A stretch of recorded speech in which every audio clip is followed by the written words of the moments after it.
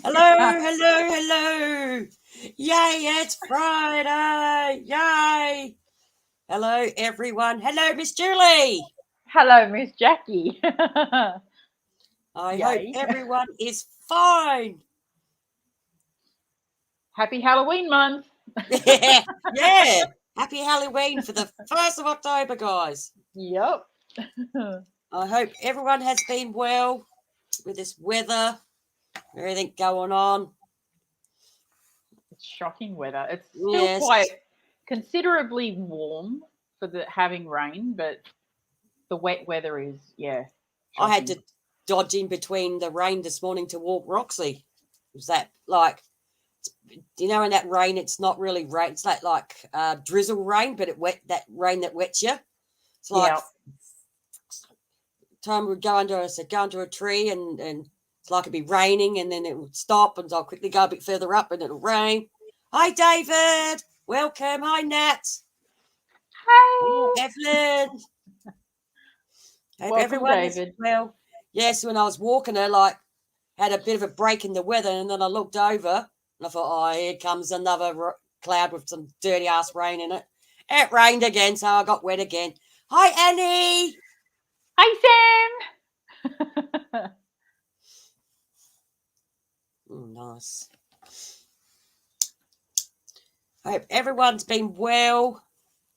Sorry I didn't come on last week, guys, but yeah, I have got a life out of YouTube and yes, everything's been happening with my brother and his car and yeah. It's just that time of year. I find that always around August, September, life just gets hectic. Hi, Sam. Hi, Mike Hi, and Mark and Annette. Annette. Oh, we said it's twins. Yes, now I'm smoking. I've had a terrible 2 weeks. Like, yeah, hasn't been very good 2 weeks. Yeah. You missed us, yes. Sometimes it's easier if you just get life just right and then try and quit smoking. Because if you try and quit smoking in the beginning of a hectic lifestyle, it Yeah, never works. yeah, it's not going to Yeah. work. At the moment, it's No. not going to work for me. No. But I've still got me Oh, patches sitting there for when I'm ready. we missed you guys too. Yeah, well, I missed. So, yeah, just everything's been happening. My brother's car's broke down. I've had to get him towed home and take him to getting up at 4:30 in the morning to take him to work, then picking him up. And like, it's just been hectic, guys. So last weekend, I was just way too knackered to do any. I was in bed by 8 o'clock that night. So, yeah, getting up at 4:30 to take him to and from work because his car was off the road. Getting him That's towed home, early. getting this done, getting that done. Still no good. It broke down again today.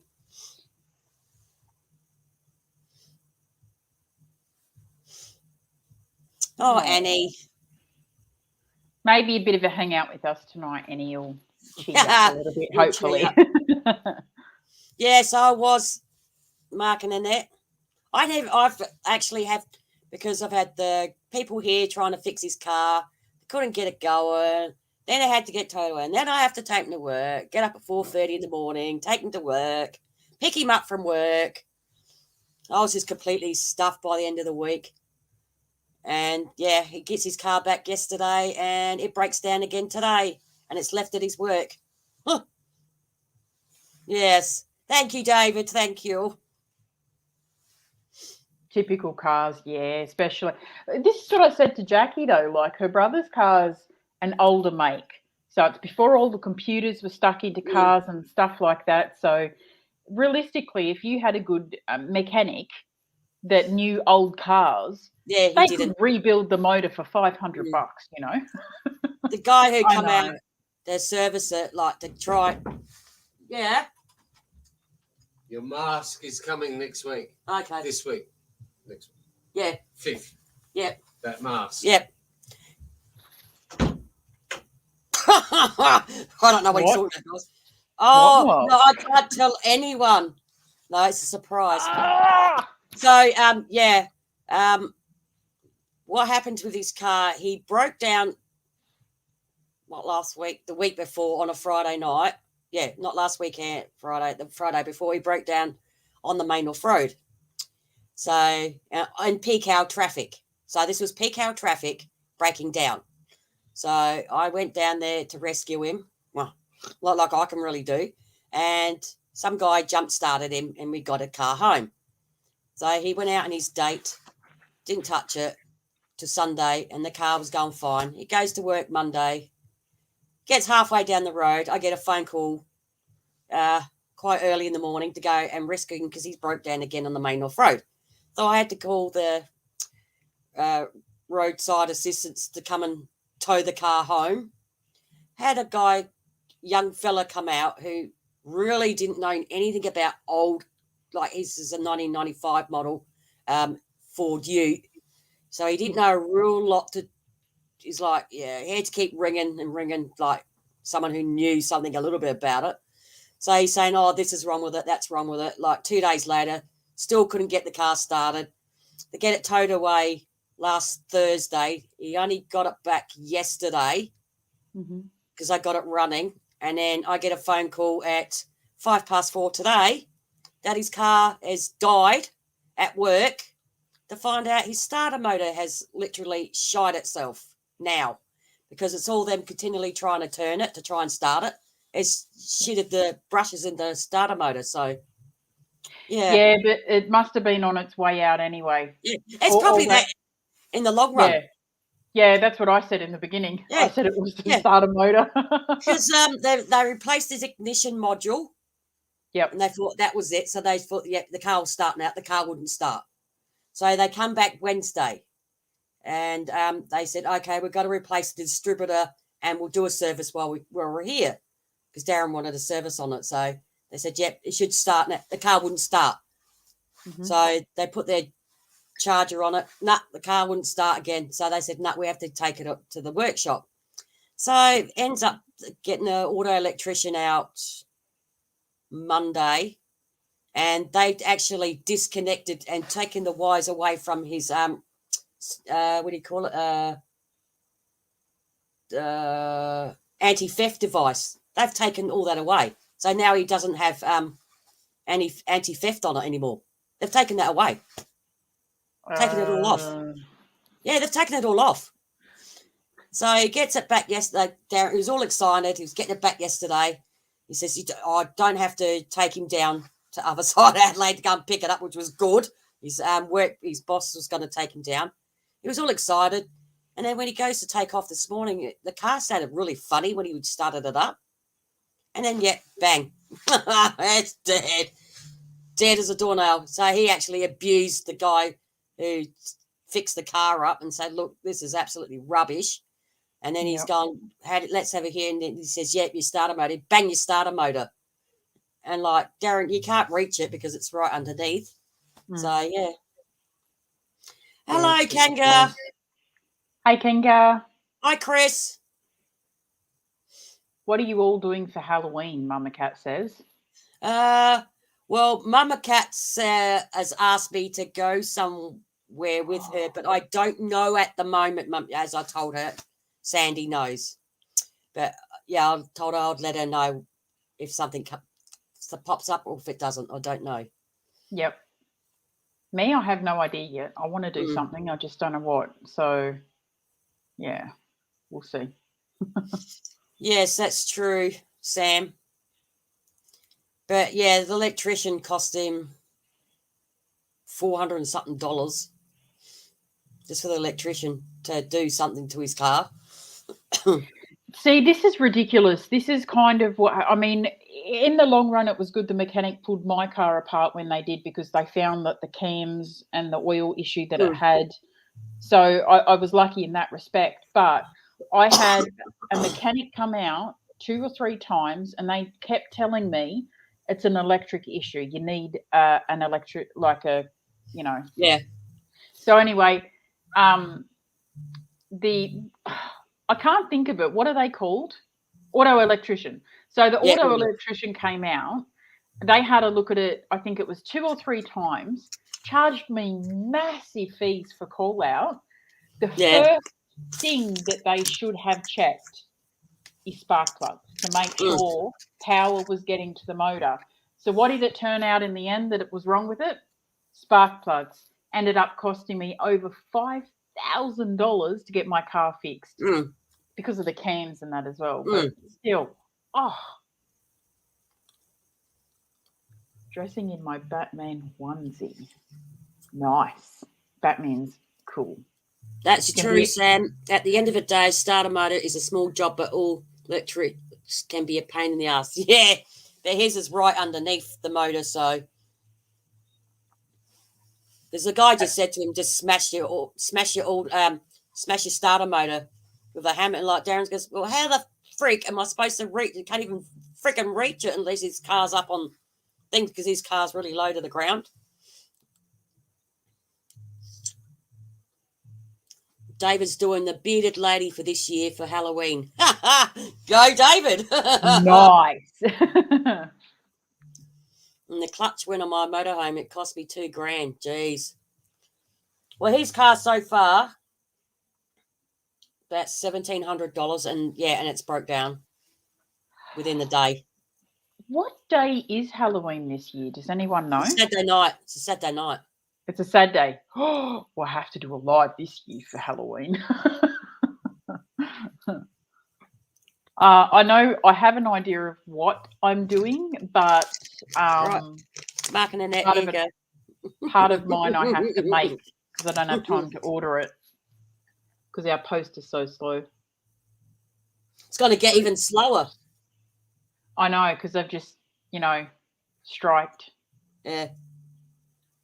Delightfully. Oh, yeah, these are South Australian delicacies. Milk chocolate with apricots. Apricots. I do like apricots. They're South Australian delicacies. Yeah, well, this mechanic that actually come out actually services my car every year because my car is new. It's all electronic. That's probably what he's more used to, like my type of car, like newer cars. Because Darren's car's an old car. The guy was like looking at it dumbfounded, like, where do I start? And he kept ringing. So I knew something was a bit funny. And then when they said they did replaced the distributor and done a full service on it last Wednesday, and they said they weren't going to charge him for it because the car still wasn't running. And I said to him, I don't think he'd be paying for it anyway if you can't get it started. Hey, Siri. Hey, Siri. Your Siri's gone to bed. Hey, Siri. What day of the week is Halloween this year? Halloween is on Sunday, the 31st of October. On Sunday. On Sunday. We'll do a Sunday stream and all you guys can come up. I thought it was Saturday. No, Sunday. You can all come up and show your costumes.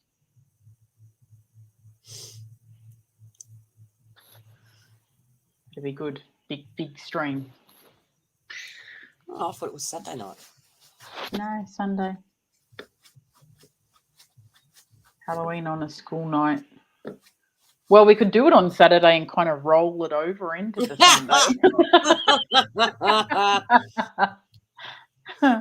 Oh, me too, David. We have that in common. Halloween is my favourite holiday of the year. Oh, Halloween is Christmas. Same with my other friend. Yeah. Halloween's her Christmas as well. Yep. Halloween, horror movies. Oh, day after your birthday, so Nat's birthday must be on the 30th. Nat.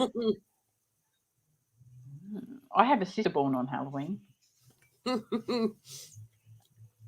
And her ex was born on Valentine's Day. Get that.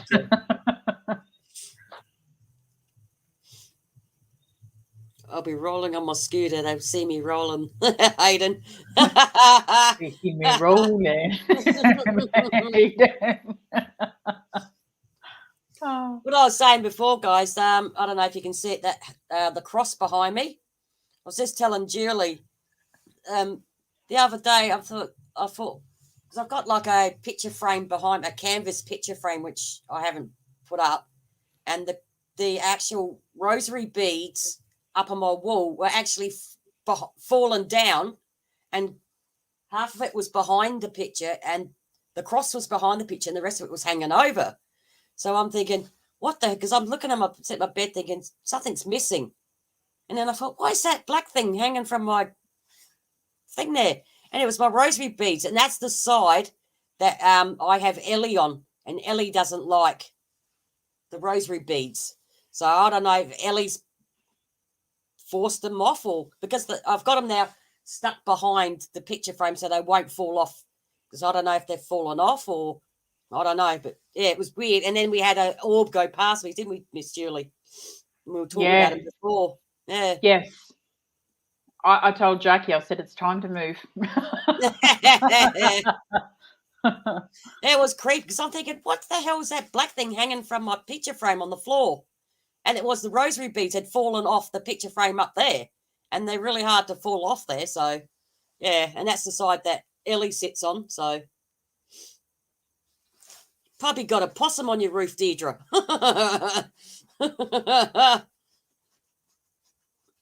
David's saying you or a stalker. Yeah, you got a stalker on your roof. Maybe it's Santa. He's come early. Deirdre, he can't be bothered waiting to do all the QR testing, so he's going to sit on your roof till it's time. Yeah, it could be Santa. She said it sounds like big, heavy work boots. Well, it ain't me because I can't wear them anymore.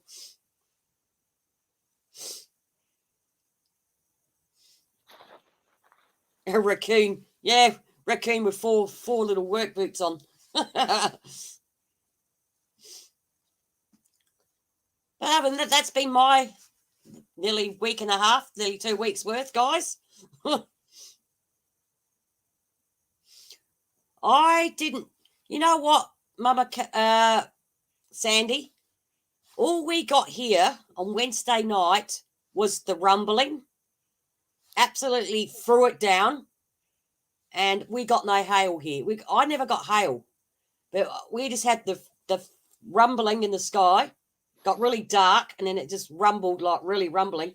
Then it just threw it down, and that was it for us.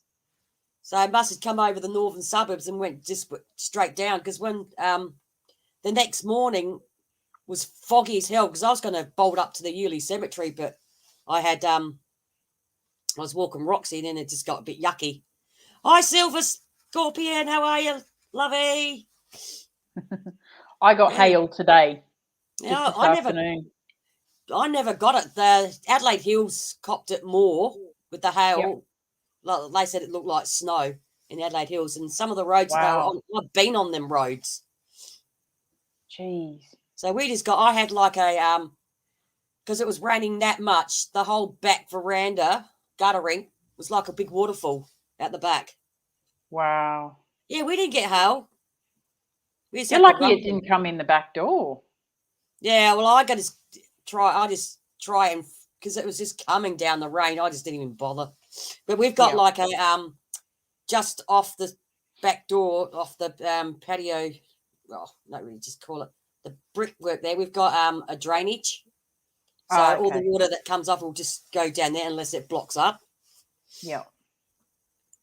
I hope you've been well, Silver Scorpion. Yes, I saw that. I saw this on the Facebook thing about the tornado that went through there. Yeah, we got a tiny little bit of thunder last night and a bit of light rain, but today we had a really, massive shower. We had a lot of rain drop in a very short period of time. Yeah. And that road you're talking about, Sandy. Oh, it's Sam. It's Sam. And that road you're talking about, Sandy, I've actually been on that road and we got stuck. I don't understand why you got stuck on that road. Hello, Sam. How are you? Hello. And how you been? Okay.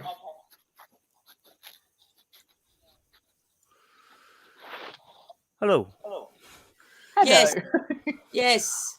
I thought I'd bite the bullet and join you for a wee while, if that's okay. That's okay, Sam. You can come and say hello. It's been a while. It's been a while. Too long. Yeah. It's great having these kind of, these kind of podcasts where friends just Yeah, sit chill. and talk, Mm.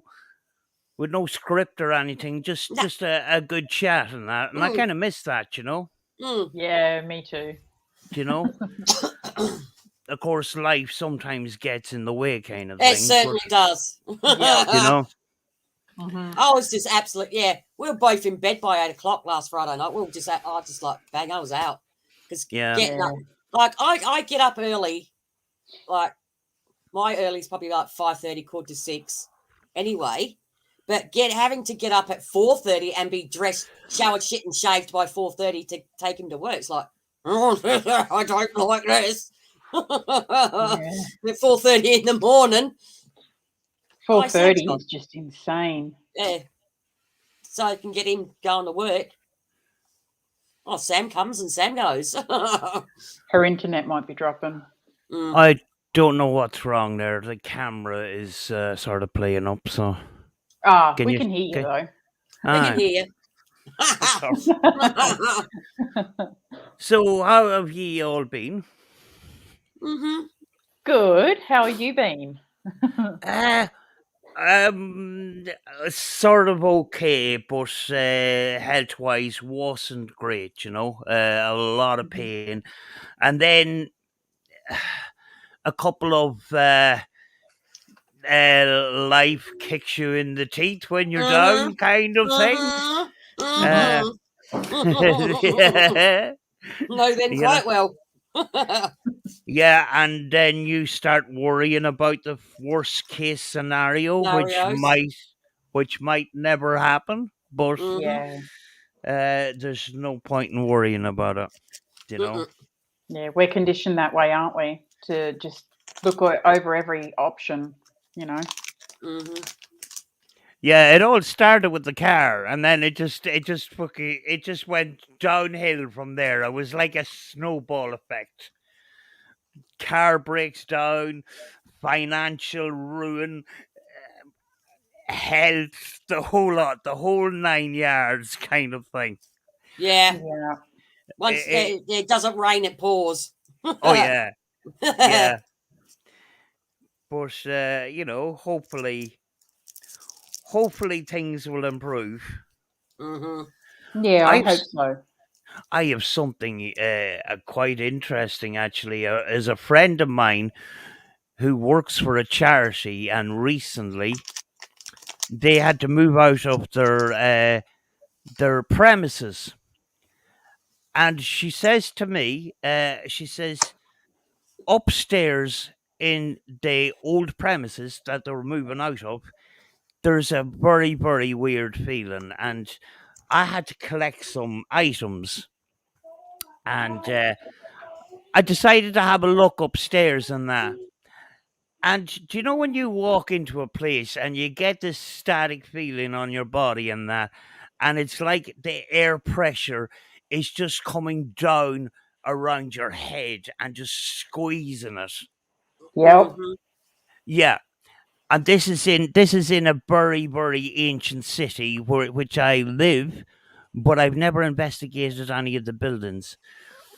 But the people of the organization will not approve a paranormal investigation of any sort because the boss is kind of I know there's spirits here, just leave them alone, kind of thing. Ah, okay. So anyway, they move into this new place, and in the meantime, they had to move out in a hurry because the landlord was a bit of a he wasn't a nice person. So they set a date for leaving, but they hadn't got a new premises. So they decide to get this office in a hostel that just closed down before the lockdown. Mm-hmm. And they're at the moment they're painting. And one of the painters was painting, was it the day before yesterday, I think.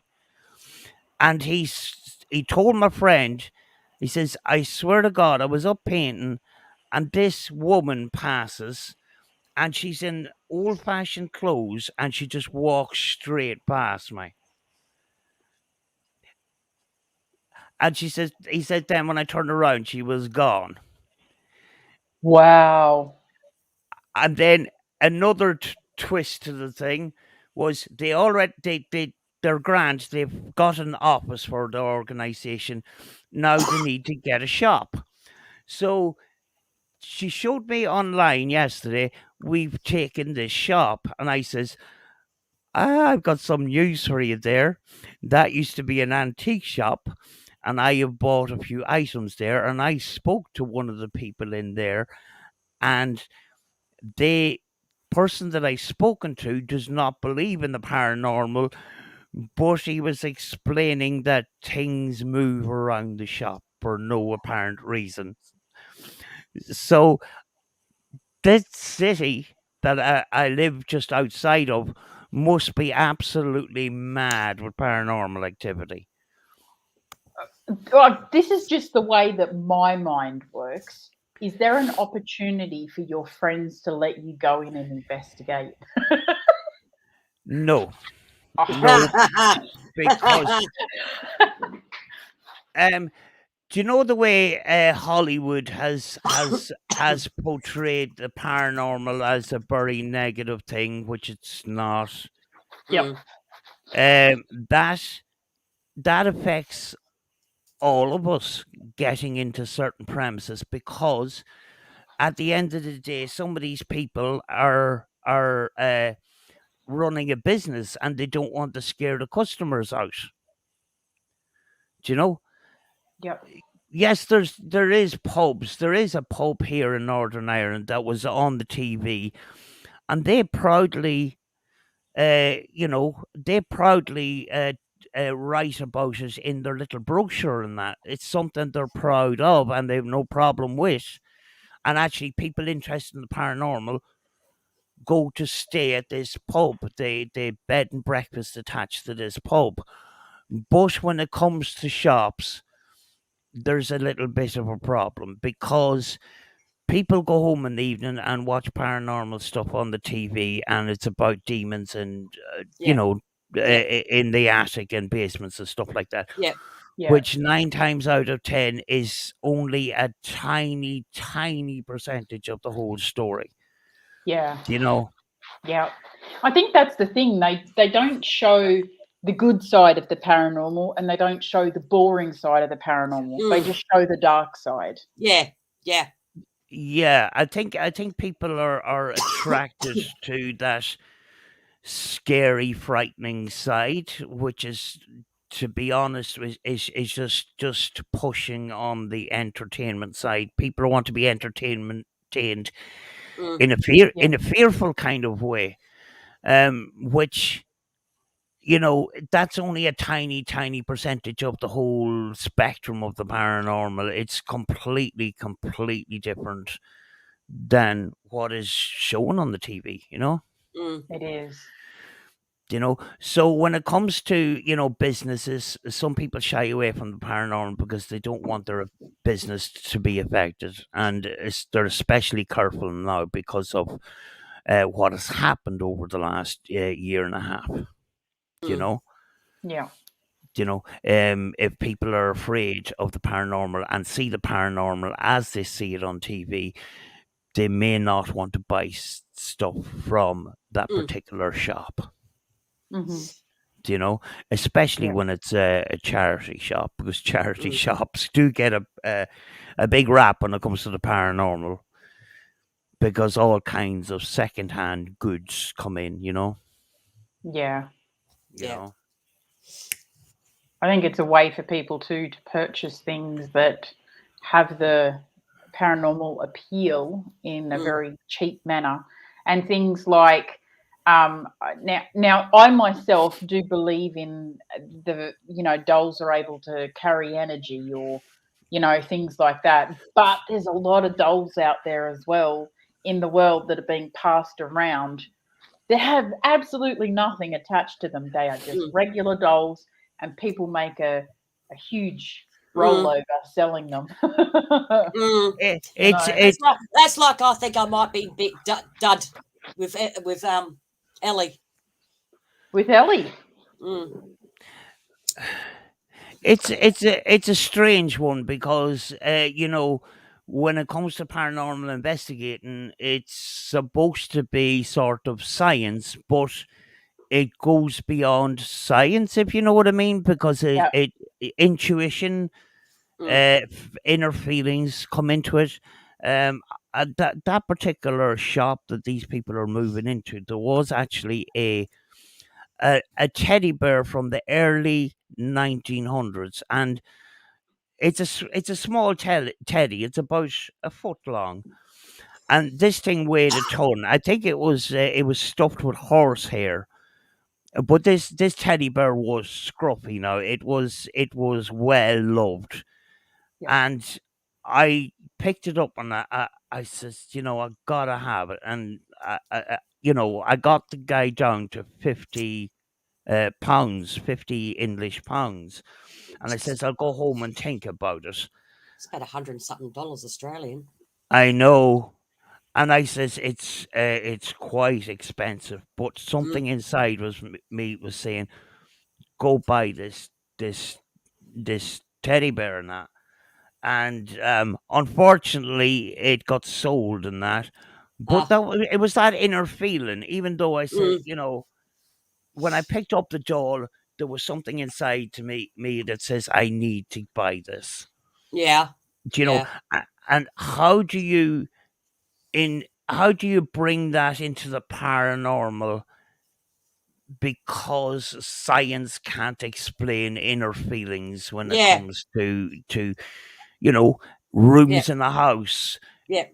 picking up objects, all that kind of thing. It's Mm. a very big rabbit hole that Hmm. is extremely complicated, you know. Okay, David. Yeah, that's like when I got Naomi and Hazel. Like the lady who has these dolls, like she's a doll collector. And I mean a doll collector, Sam. She had shitloads of dolls. Now, I just looked at Hazel and I went, nah, I have to have that one. Out of all the dolls, I went straight to Hazel. And I went, no, I have to have Hazel. And then Hazel got a little bit too much for me and went to Julie. And then I went back and I thought, oh, I feel a bit lost without Hazel. So I went, she had more posts up on Facebook and all that. So I went down and had a look. And then out of all the dolls, again, Naomi was like, yep, I have to have Naomi. But she's quite quiet. And yeah, I just thought, like, out of all the dolls, it's just that gut feeling you just get by just looking at the doll thing. And it's something just that doll that just grabs your attention. That's like with Julie and she spotted that doll that you really want. There's something about that Oh, doll that you yeah. really want. There's something about it.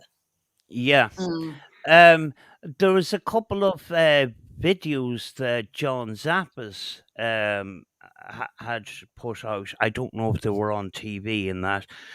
And he was explaining that a lot of these items come from ladies that go into charity shops and start picking up things, and then they pick up an item and they say, I don't I have to have it.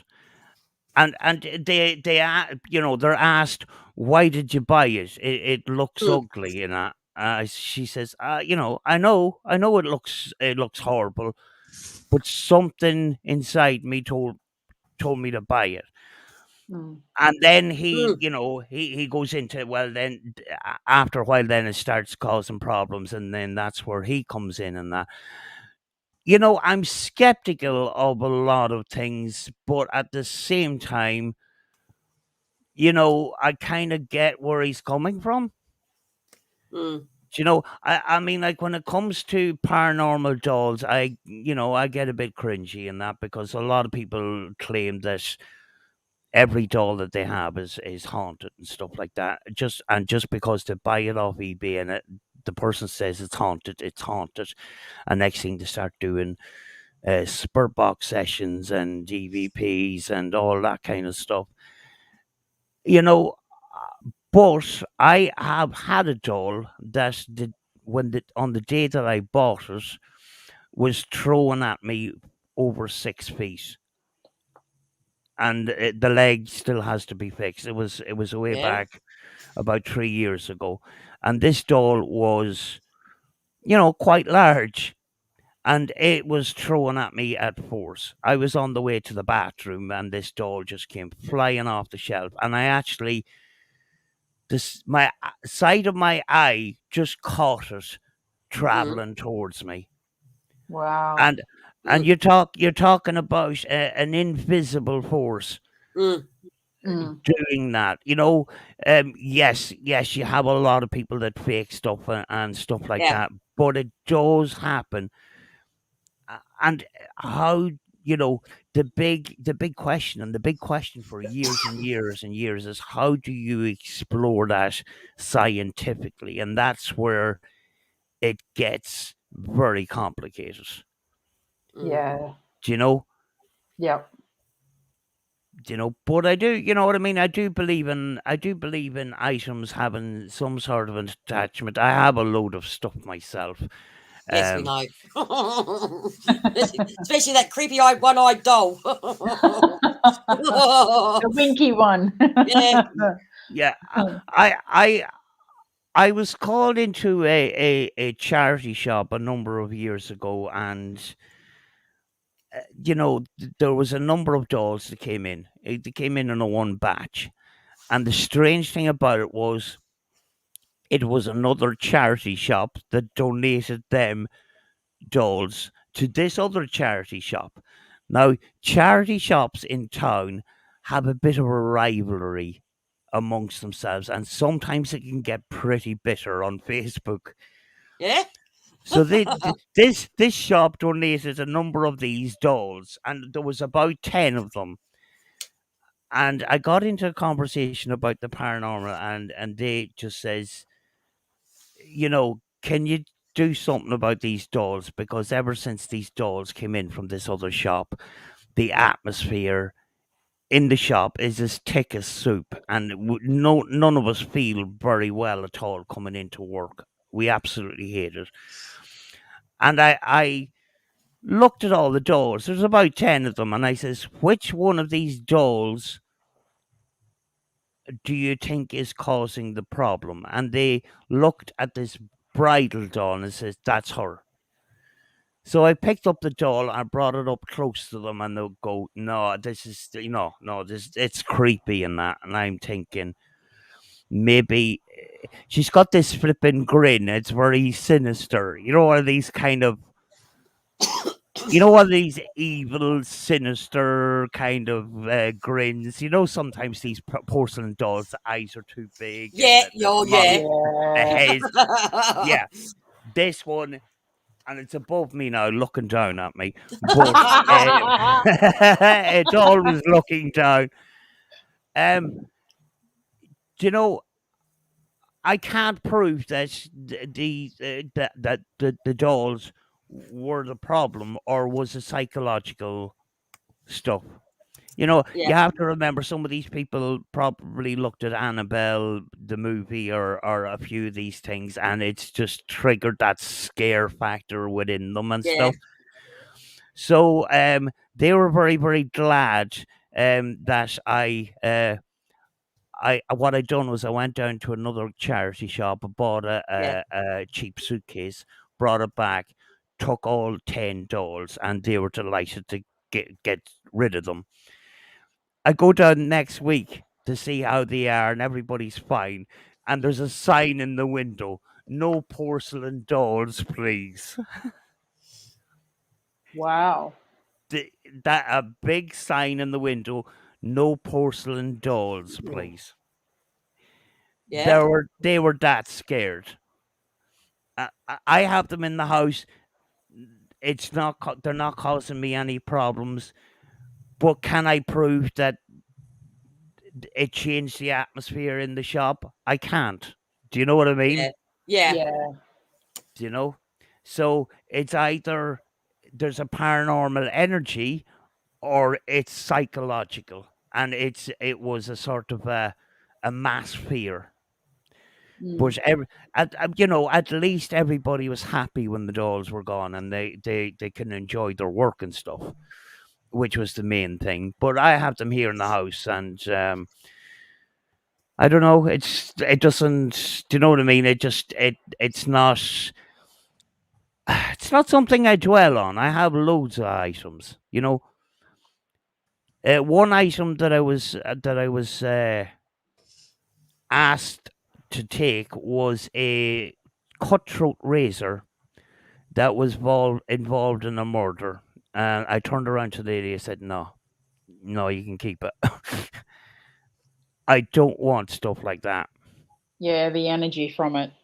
Yeah. Yeah. It's too much for me. Yeah, I don't think I'd do that either. I always said that when I went to Monte Cristo, I had some unreal experiences in the room that I stayed in. And I swear I want to go back and I want to stay the night again. But before I go back, I want to get myself a night vision camera that I can leave running, because I didn't have one when I went. And even the owners, the people that run the tours at Monte Cristo now, Lawrence and his wife is really into the paranormal. She stayed in the room that I stayed in with a night vision camera running, and her daughter was in the same room with her, and they caught some unknown force move up under the blanket. You could see the blanket moving where the daughter was, and Wow. Blankets getting tugged off the bed and stuff like that in the video. It was like unreal. It was just amazing. And things like that, people don't believe you unless you have it on camera. No matter how much you swear it's true, they won't believe you. And like, who ghosts there, paranormal? How are you? How do you find if a doll is haunted? I got an oriental sawdust-filled one, very old. I think when it comes to dolls and it comes to items, people have a habit on YouTube. They do videos on these, and what they're looking for is instant gratification for people to be attracted. Yeah, for people to draw to their video and stuff like that. To be honest about an item, I think it takes months and months and months, and we're talking about really, really boring stuff here. We're talking about night vision cameras on the item overnight, temperature readings, static detection, maybe EMF. I don't know. I'm a wee bit skeptical of EMF, but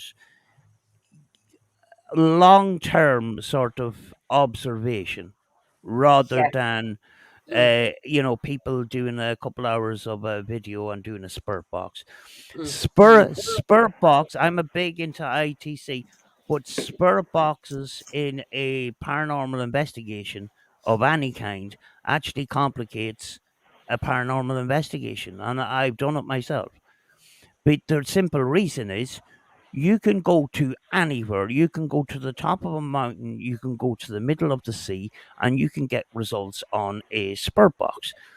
If you bring that spurt box into a location, how do you start complicating things, because you brought in an item that you are getting communication from I don't know where.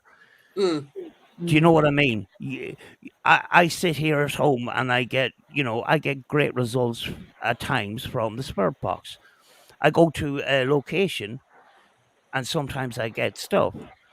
But how do we know that it's entities in that location? Because the theory is there's no time or space in the paranormal realm. Yeah. And the fact that you use a spurt box anywhere, is that evidence of the spurt box in a location? Does that add to the evidence of the location, or does it just complicate things? I agree. I mean, just because something comes through and he's talking to you on the spirit box and you think it might be your doll, well, it might not be. It might be something completely different from another universe, you know? Yeah. Yeah, Yeah. it may not be connected to the location at all if you get communication in a location. Yeah. But we're still going to do it because sometimes we like doing spirit box sessions, and sometimes our results are completely different in different places. For example, if I go down to the sea, I get great responses on the coastline for some reason. Mm. You know? The water. Yeah, that's true. Well, You it do. might be the water, or it could be Yeah. like an equator line or something, you know? Mm. Yeah, because you get more out of that towards the ocean anyway. Then you're probably more inland because you got more communication out in the sea. Have you actually checked that, Sam, where you usually go down and you do get a lot of really cool responses on the water? Have you checked a map to see if there are any energy lines or anything there? No, no. I'm usually massively on the cuff of doing things. Yeah. Do you know? Do you know? Paranormal. It's a kind of a scientific thing, and really doing it properly, you sort of need to be a scientist, and most of us aren't. But we love the paranormal, and we try our best with the knowledge we Yeah. got. And it probably would help, but how do we prove that ley lines are affecting the paranormal? Mm. Do you know? Mm. I'm okay sort of with going to a location and bringing up an app to find out where the nearest cell tower is, in case it affects it that way. But as far as bringing up maps for ley lines and stuff, I've never done it. Yep. I've never really done it. It's just when I used to go to paranormal places, very often I turn on the camera and start the footage before I've even gone into the house or the building.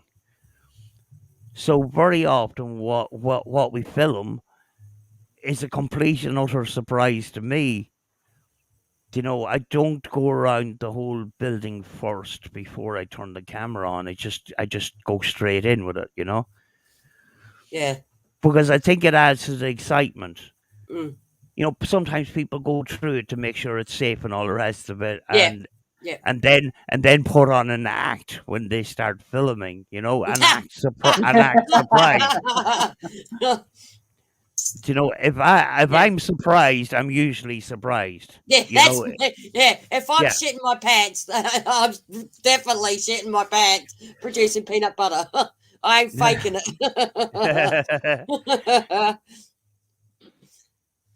Yeah, You I go- mean, yeah.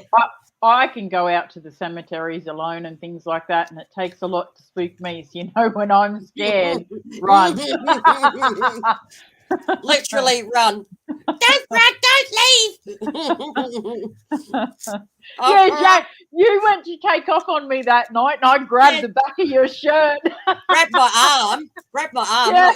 let go. You ain't Yeah. going anywhere, woman. You're Don't leave staying. me. I was going to was leave her hilarious. behind. I was going to leave her. I have a Oh. paranormal T-shirt that says, "If you see me running, run faster." Yeah. Well, at the moment, I wouldn't be able to run, but yeah, I was closest to my car than Julie was, and I was freaking out of that cemetery. I Oh. was going.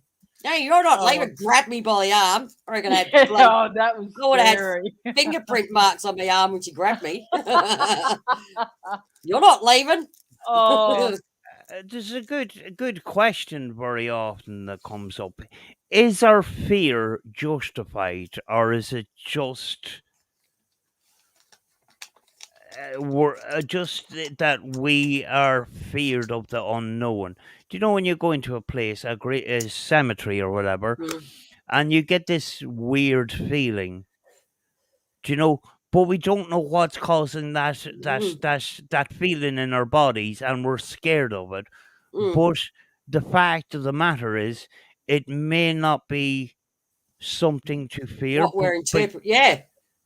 because Yeah. we don't understand it, Mm. you know, we you know, we get pretty scared about it. Mm. Because I You have know, this one cemetery. It's called Mintaro. It's up north in South Australia. Now I'm all right because it's an oldish cemetery, and it's sort of like got like a little, what do you call it, forestry in between it, and because it goes around like that, cemetery goes around it. Now I'm all right till I hit one section, and all of a sudden I just have this fear I got to run. Now it's the only cemetery I go to, and I feel like I'm being watched in the trees, and that I have to run out of that cemetery. I don't know what it is. I don't know whether it's just me, um, with my anxiety just picking up something that's not right in this cemetery, and I just have to. Every time I go there, I've been there twice now. And both times I feel like I have to run out of it. It's always this one cemetery. Like I go up yeah, yearly. I've gone up the one up the road from my place. I've been there many times, but that night when I went with Miss Julie, now to see her face and for her the way she spoke, I knew straight away she was legit. Get out now. And like that one doesn't bother me during the day. I can go up there, like any cemetery doesn't bother me during the day. But Yeah. when I go to Mintaro up in the mid north during the day, that cemetery always makes me feel I have to run. And I've been to a lot of cemeteries. Some cemeteries I go to, and you just got this feeling, and you don't know how you get this feeling that you are being watched as soon as you walk in, like from the unseen, something you can't see. You just feel like they're following you around the whole cemetery. I don't know what it is. I don't know where this feeling comes from, but you just get that feeling that someone's watching you. See, when we were there at Yulee that night, if you watch my video, you can actually see when I'm doing the rods and I see the figure for the first time. You can see it in my face. And I didn't tell Jackie. And that was about halfway during our visit. Mm, And then when we saw it later on down the back, I was frightened, like I could feel the fear. And I think that's the fear of the unknown. And I mm, was okay there telling it to back off whatever it was until Jackie's like, no, I'm out of here. Because Jackie, she walked over and kicked a stone or something and it made me jump. And then I mm. made Jackie jump. And Yeah. then she's like, no, I'm out of here. And then as soon as I felt like I was going to be left alone and she was going to leave me, Mm, that's when I panicked. mm, And I think that for me, that was that feeling of being alone there with whatever it was and not mm, knowing what it was, mm, if that makes sense. yeah, yeah. I mean, like when you have this feeling which you cannot see, you know, I think what our senses, what we use a lot is our eyes. You mm. know, Yeah. seeing is Eyes and ears. believing. I, yes, eyes and ears, what you hear, what you see. Mm, But, you know, the camera cannot document how you feel. And very often that is a massive part of a paranormal experience. And it can be even more information than actually our eyes and ears. But all we Mm. can do is talk about it. mm. Now, unfortunately, you have loads of people that, you know, they go to a paranormal. Oh, I'm crapping myself, guys. You know, smash the like button. I'm risking my life for you guys. You know. Sounds like me. I'm just producing peanut butter here, guys. you know, but you know, as well as that, at the beginning, I used to talk about how I feel, and I sort of learned to do that a lot more, how I feel inside, and Mm, that really came apparent the last investigation that me and Rachel did together, and that was before lockdown, where we were in this forest on an island, and Rachel done some of the filming, and it was the most shakiest footage that Mm. she has ever done. And this was in the summertime, and she was shaking. And she says she just unbelievable, uncontrolled shaking. And it was at the time where I took out the spirit box and was called a fat. See you Oh, next Tuesday. oh, Yeah. Yeah, it's the investigation I have now on my intro of the channel and that. yeah. And I had similar shivering feeling inside, and I felt sick. And it was on top of this rock. And when I came off the rock, we were both fine again. And then we says, we need to go back here again. And Rachel goes, yeah, we need to go back, you know? And that shows a lot about Rachel, because Rachel isn't that experienced in that. You know, is something she actually teared up, and she doesn't know why, but she's dying to get back to that place as badly as it affected her. Yeah. You know, That's the thing about the paranormal. Something can shake you to the absolute core, but then when you walk away and you reflect on it or whatever else, you're like, I want to do that again Mm. because it gives you that feeling. yeah, I think, and her instincts is very good, because you know we went into this building that I spoke about earlier. Yeah. This building that they were moving out of, and it was a horrible feeling inside this building. The air pressure just seemed to be squeezing your head and that. And we spoke about it, and she says maybe the effects on our body wasn't actually negative, even though we've got splitting headaches right now, and we had really bad headaches coming out of Mm. this place. But maybe, you know, maybe whatever was in there, if possible, if there was, you know, a Mm. paranormal energy in there, that was their only way of communicating, or you know, letting us know that it was there, or whatever. Maybe it wasn't negativity thrown towards us. It's just that we actually don't understand the effect. To us, it may be negative because we got a Mm. headache, but it doesn't mean that it was negative. Mm. We may have negative effects like a headache, or feel scared or shaking and that. But actually, when you think about it, does that really mean that we've been attacked? Not all the We No. time. we Not all can't the prove it. Yeah. You can't. No, as like, yeah, you agree. You can't prove it, because my Yeah. problem is, because I suffer really bad with anxiety and depression and all that. A lot of it affects my anxiety, so a lot of it I won't do because it just affects it too much, and it will just set me off, and it'll just my video will just turn out stupid because people will think, yep, she's definitely faking this one. So a lot of it, that's why I don't do a lot of them, because it does affect my anxiety to a point. If I feel like I'm trapped, I go into panic mode, and that makes me go like, yeah, it just sets it off. That's why a lot of it I won't do, because it just sets it off too much. But I'm slowly coming out of it. So a lot of the new stuff that I'll be trying to push myself to do to a point where it's not going to affect it too much.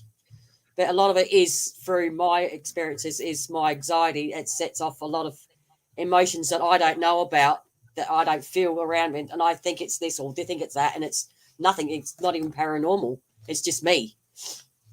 Yeah. Mm. I mean, I suffer from anxiety as well, and I actually am on medication for it. Yeah, so am I. And I feel more comfortable in the middle of a cemetery at night time than being in the middle of a city on rush hour. Mm, Yeah. Me too. That that's the way I am. I just crowds of people. You get so much different energies from all the people that it just kind of it Feels just is claustrophobic. it yeah. scrambles your brain. Mm. Maybe, you know, some of us are very sensitive and that's the way it affects us or something. I Mm. don't know. Mm. Yeah, that could be the explanation for some of these places we walk into as well. Maybe the feelings that you're having, the fear or whatever else when you walk into a Mm. room or a building, It just sets your anxiety may off. yeah, maybe it's not Mm. actually a spirit there. No. Maybe it's an imprint of the energy. Someone Mm. may have been murdered there. Mm. Something horrific may have happened, and that's what you're picking up on. You just never know. Yeah. Welcome back. Yeah, decided to work again. So yeah, But yeah, some, like as I say, some places you feel it as soon as you just feel like you're not wanted in this certain building or cemetery. You get that feeling as soon as you step into their threshold. It's like, well, something's not right here. You feel it straight away. Now, Yep. some places affects me and some places don't. Well, I try and dismiss it. I try and debunk it and think, yeah, okay, I'm going to still go in. But as soon as you get into that threshold, it's like, okay, something's not right here, or this abandoned building, something's not right here. But then you think, well, what can't be right with it? It's all residual energy or whatever. But a lot of it's not paranormal. A lot of it's just the way you're feeling at that time when you walk into that building. Like I go into many places. I've been with certain people that a lot of people know about. I've got into there, and I get the energy. I get the energy from that person. I was going to say, what the hell is that? I get this. I get her energy, which sets my anxiety off, and then it just goes out of whack completely. Now I don't do many investigations with her anymore because it's her energy against my. I seem to like draw her You energy, and clash. it just Yeah. freaks me out. That's Mm. why I don't do them anymore with her, because it's just something I just can't. yeah. There was one thing that I wanted to bring up with somebody Yeah. is, you know, in the UK, we're getting a bad rap for going into abandoned buildings without permission, blah blah blah. Um, you know, and it's even in other countries, people are clamping down on abandoned buildings and stuff, and very often people, it makes a great video. Abandoned buildings Mm. make great videos, but it doesn't mean that the building is haunted. No. Do you think that if there was more tightening of, abandoned properties, that where would the paranormal community go? Would it be outdoors? Would it be forests? Would it be Mm. beaches? Would it be the middle of cities on the street? Mm. Do you That's know? like, right, you go. I've got a mouthful.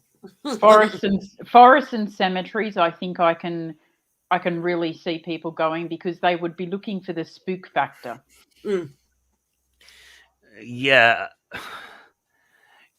Yeah, on a YouTube standpoint, yes. Um, I mean, like we don't generally go to very many official sort of investigations. We have done a few, but the cost is divided amongst the amount of people, which could be 8 or 12, which Yeah. means the cost. But you've got some of these properties that are charging up upwards in the region up to about 3,000 quid a night. Oh my From god. hundreds to thousands Mm. for a couple of hours of running around in the dark with some Yeah. paranormal equipment, which you know, as a paranormal investigator, I think is only a part of an investigation. One Mm. night, an investigation for 3 or 4 hours, you're not going to get all the information that you want to get. Mm. But it's a night out for you. You get some of the information, you get a good video out of it. Mm. But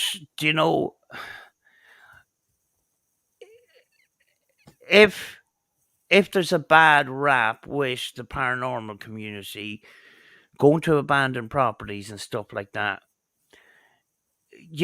the prices of these other places, these official places, are going to skyrocket because people are greedy. Mm-hmm. Yeah. There's They no are. way I'm paying hundreds of pounds to investigate a place that's, may or may not be haunted. And I Mm. only get to investigate for a couple of hours.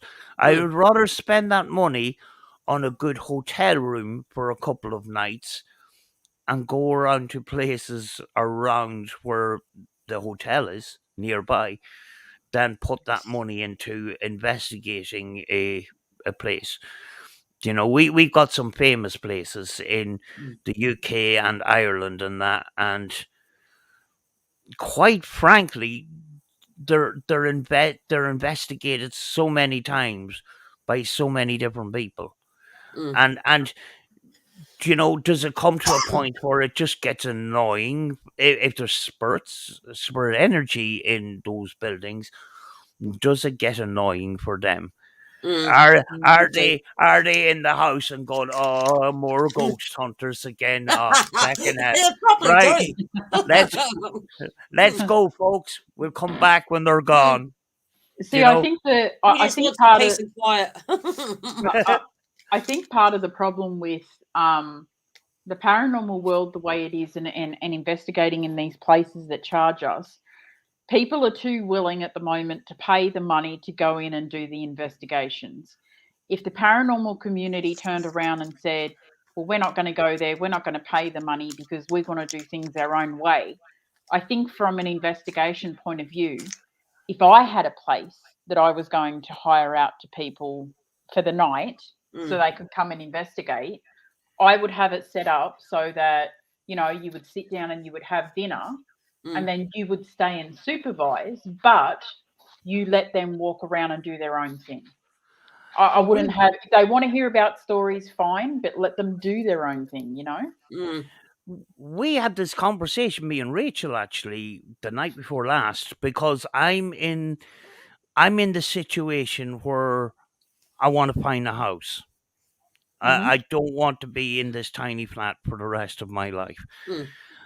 And just say that the person that owned the house had no problem me doing anything I wanted, you know, portray it as paranormal if it is, and and it's I find out it's very, very haunted. Mm. Hmm. Would I charge people to investigate it? And we both said no, because you know people would message you on Facebook, can we go and investigate your house? Yeah, come on, Mm. make them Mm. tea, make them something to eat, and you make friends. I think that's Mm. worth more than money to me. Mm. Do you know? I just Yeah. would not. I don't know. When it comes to equipment and it comes to places, people are getting ripped off, and it does put people off doing this Yeah. when you can do it for very little money. Now, I spent too much money, but there is times I have done videos. Mm. There's times I've done videos and I says, listen, you don't need this high valued equipment. Here's a radio, which doesn't cost very much money. It was £13 on. You want a spurt box? You're Mm. not I'll going to give be you one. you're not you're not going to be disappointed with a radio. Mm. You may have to do a bit of manual labor and practice, but you're not going to buy a spurt box for 200 quid, get it in the post and go, well, it wasn't like it was on the video. I'm a bit disappointed, which happens a lot. You, I'm one of them. yeah, I've got an SLS camera sitting down on the floor, which I've used about 4 times, and I paid. I think it was like 500 Australian dollars, and it's just sitting there. And I've got a spirit box that I paid $350 for. It was just sitting there on the floor. I have I've never had a high production camera, and I have a Sony camera that cost me Yeah. £200. I actually most of the time film with Mm. either this camera, which is from the 90s, Mm. which is 1080p, but it's an old Sony night shot camera Yep. Yep. with an extra lens on it. That's what I use, and a cheap Chinese body camera, which I do a lot of my in-car rants with. But the night vision on that body camera that security guards use, the night vision in that is absolutely fantastic, and it's only about that size. It's tiny, That's what I need. and it has a timestamp and date and everything on the bottom. So if you know things happen, you've got that little documentation of time as well, Mm. Yeah. and it do you know when they say, you know, run time 3.5 hours, and sometimes, you know, it just doesn't do that? It does it. We filmed a full investigation for 3.5 hours, and it done the whole thing, you know. And this is Yeah. just a tiny little camera, That's you know. all right. Mm. We've tried different things. I wore a cap and I hooked it onto the cap, so I had you know, this kind of what my eyes see kind of thing. Yep. First person view. Yeah.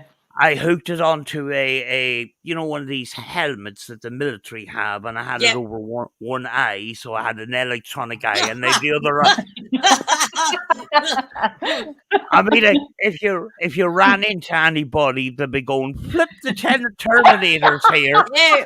Universal Soldier. Universal Soldier. I was thinking Yeah. of that. Yeah, but it's Jean-Claude Van Damme. Yeah. but the helmet was fantastic because you could plug in all these red IR lights and that. You'd Yeah. scare the shit out of anybody if you met them in the dark and that. But it's brilliant. Come with me if you want to live. Yeah. Yeah. Oh. I've got this Arctic suit. Do you know, say if I wanted to do investigations outside and it's flipping -20 or whatever, Mm. and it's a Well, we don't have green that. it's a green kind of onesie kind of thing, and it just if you get into it during the summer, it just Yeah. if you get into it during the summer, it overheats you. Yeah, it has to be cold in that. But if Mm. you ran into anybody with this suit on, they'd be saying, "Where did you park your helicopter?"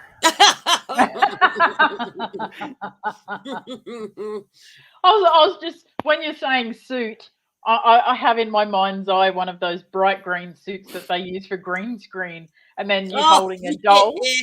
and running across the screen, and then you blot yourself out.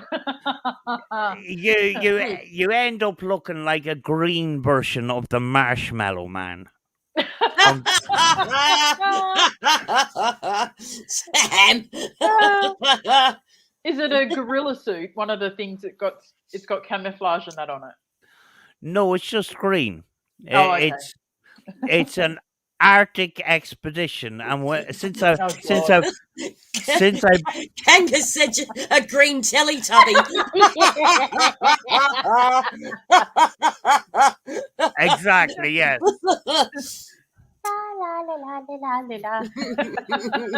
Sam's prancing out the forest. Yeah, it actually makes you look twice as big as you actually are. Oh, it's no good for me. I need something more slimming. A green slimming suit. I could imagine that like one of those camouflage suits, and you're like dancing through the paddock. I saw cows the other day for you, Sam, and I gave you a shout out in my vlog that's coming up. Oh, cows! Oh, Cows.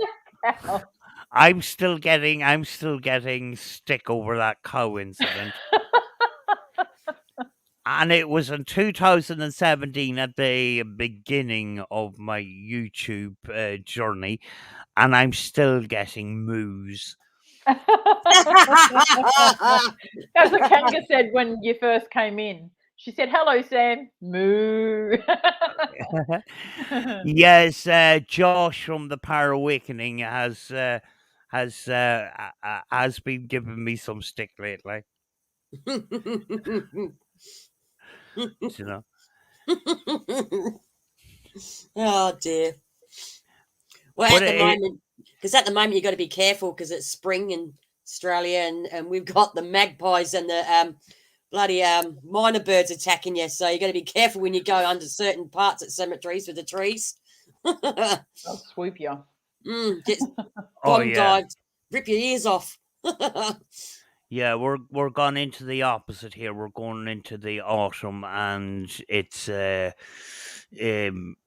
very often it's raining. So Mm, it's sunny today, which is kind of weird because we've had nothing but rain the last couple of days.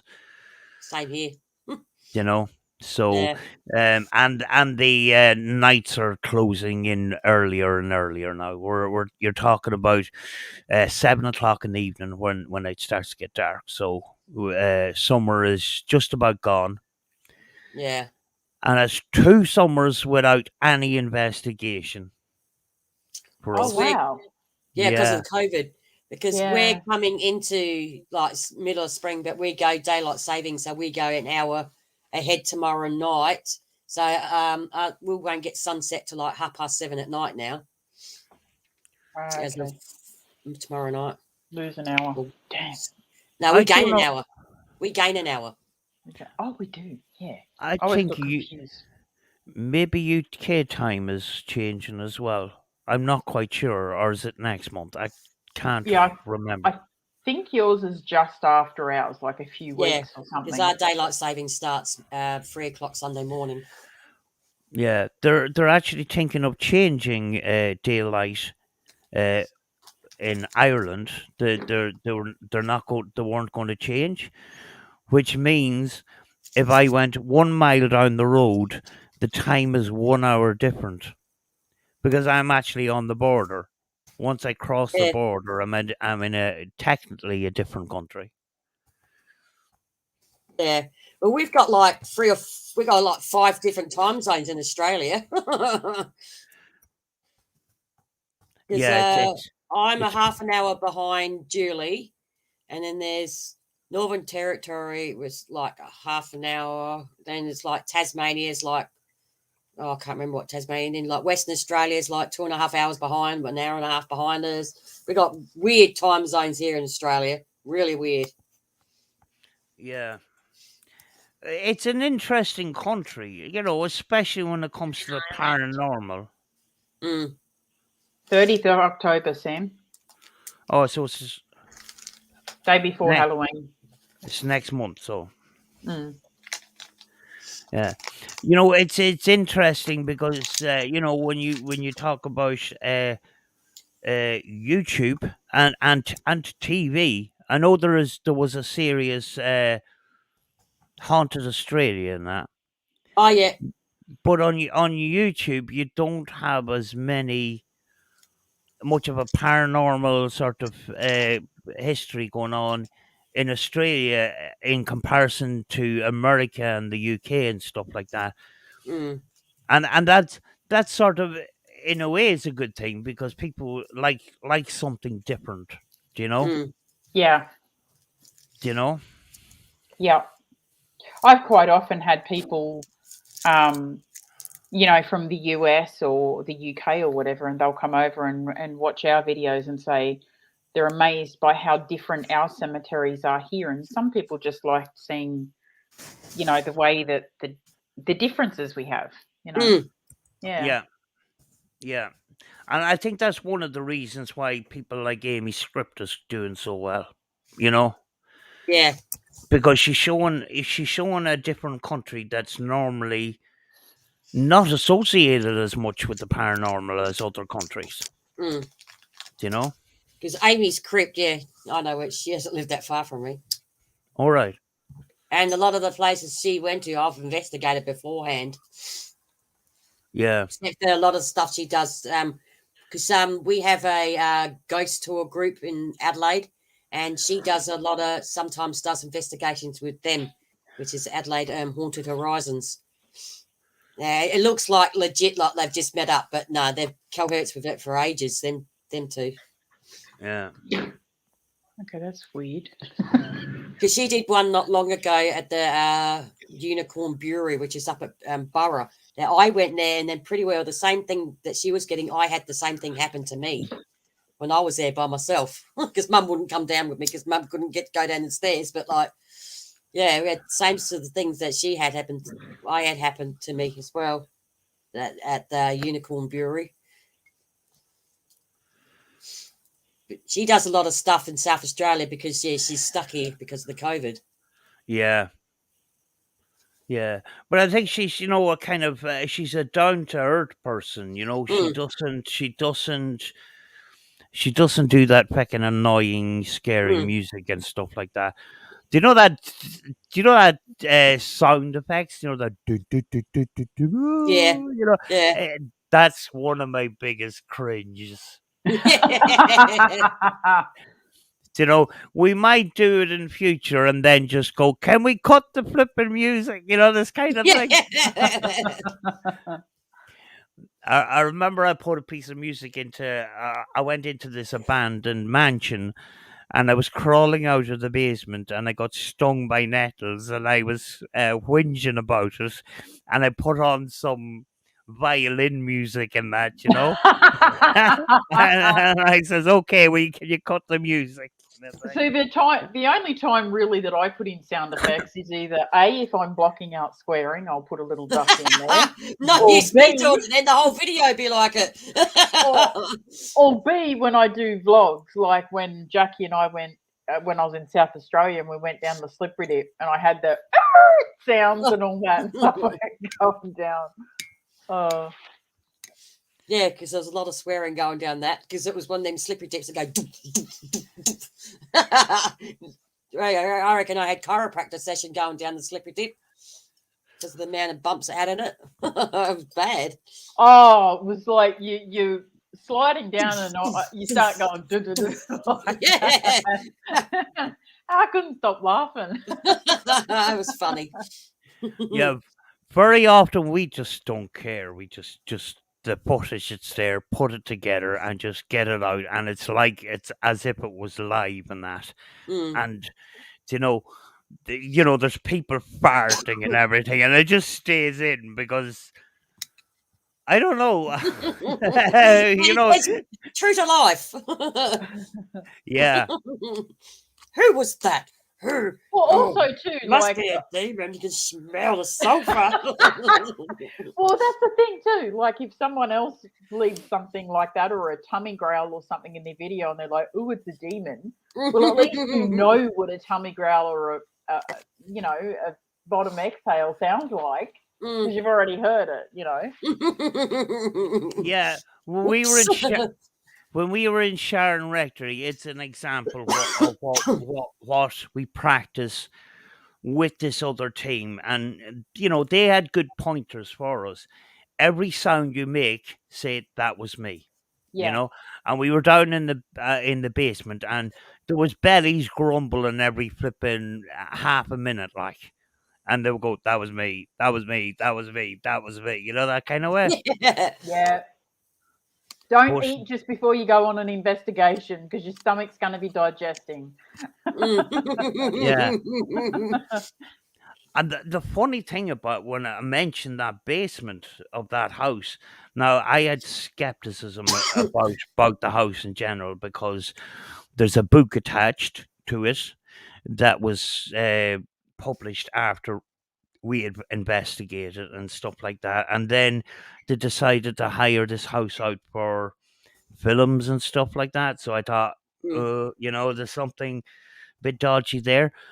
But when we were down in the basement, there was one time where Rachel done something that we normally sort of don't do, and I thought, we never get results that way. Is knocking on the wall, and she says, if you're in here, can you knock back?" And next thing, she goes, knock, knock, knock, and next thing, knock, knock, knock back, and I go, "Feckin' hell!" Do you know? That's unbelievable. Like, do you know? Yeah. It's not often we do it, but some of the times that we've done it, we actually got that physical knockback. And when you Mm. think about it, it's an unseen energy that's doing Yeah. that. It's Yeah. just weird. Like, Mm. I've only ever had that happen to me once. And that was when I was at Cockatoo Island and I went inside the tunnel that was through the mountain. wow, And I was yeah, standing in there and I had all the kids and I said, step away from the wall. So Oh, yeah, yeah. yeah, I had 3 kids and they were all standing well away from the wall. And you could hear drips every now and again. There were water drips. But when I asked it to knock, there was this one time where you heard a very clear knock. And there was another time where you could hear footsteps and we were all still and there was no one else in the tunnel. Mm. So, yeah, that was like crazy. my camera decided to work again. It's been so long since I've been on a live stream. I just didn't know was it going to work. I just plugged it in and just let's try it. You know. Good. Good. Yeah. You know, sometimes some of the stuff that you don't expect to work sometimes does. And you know, there was often questions asked on TV, you know, can you show yourself as a ball of light or an orb if you're here? And I asked that once and I went, that's a stupid question. Like, Mm. next thing, this light, a flickering light, went up to the middle of the room and then disappeared into the wall.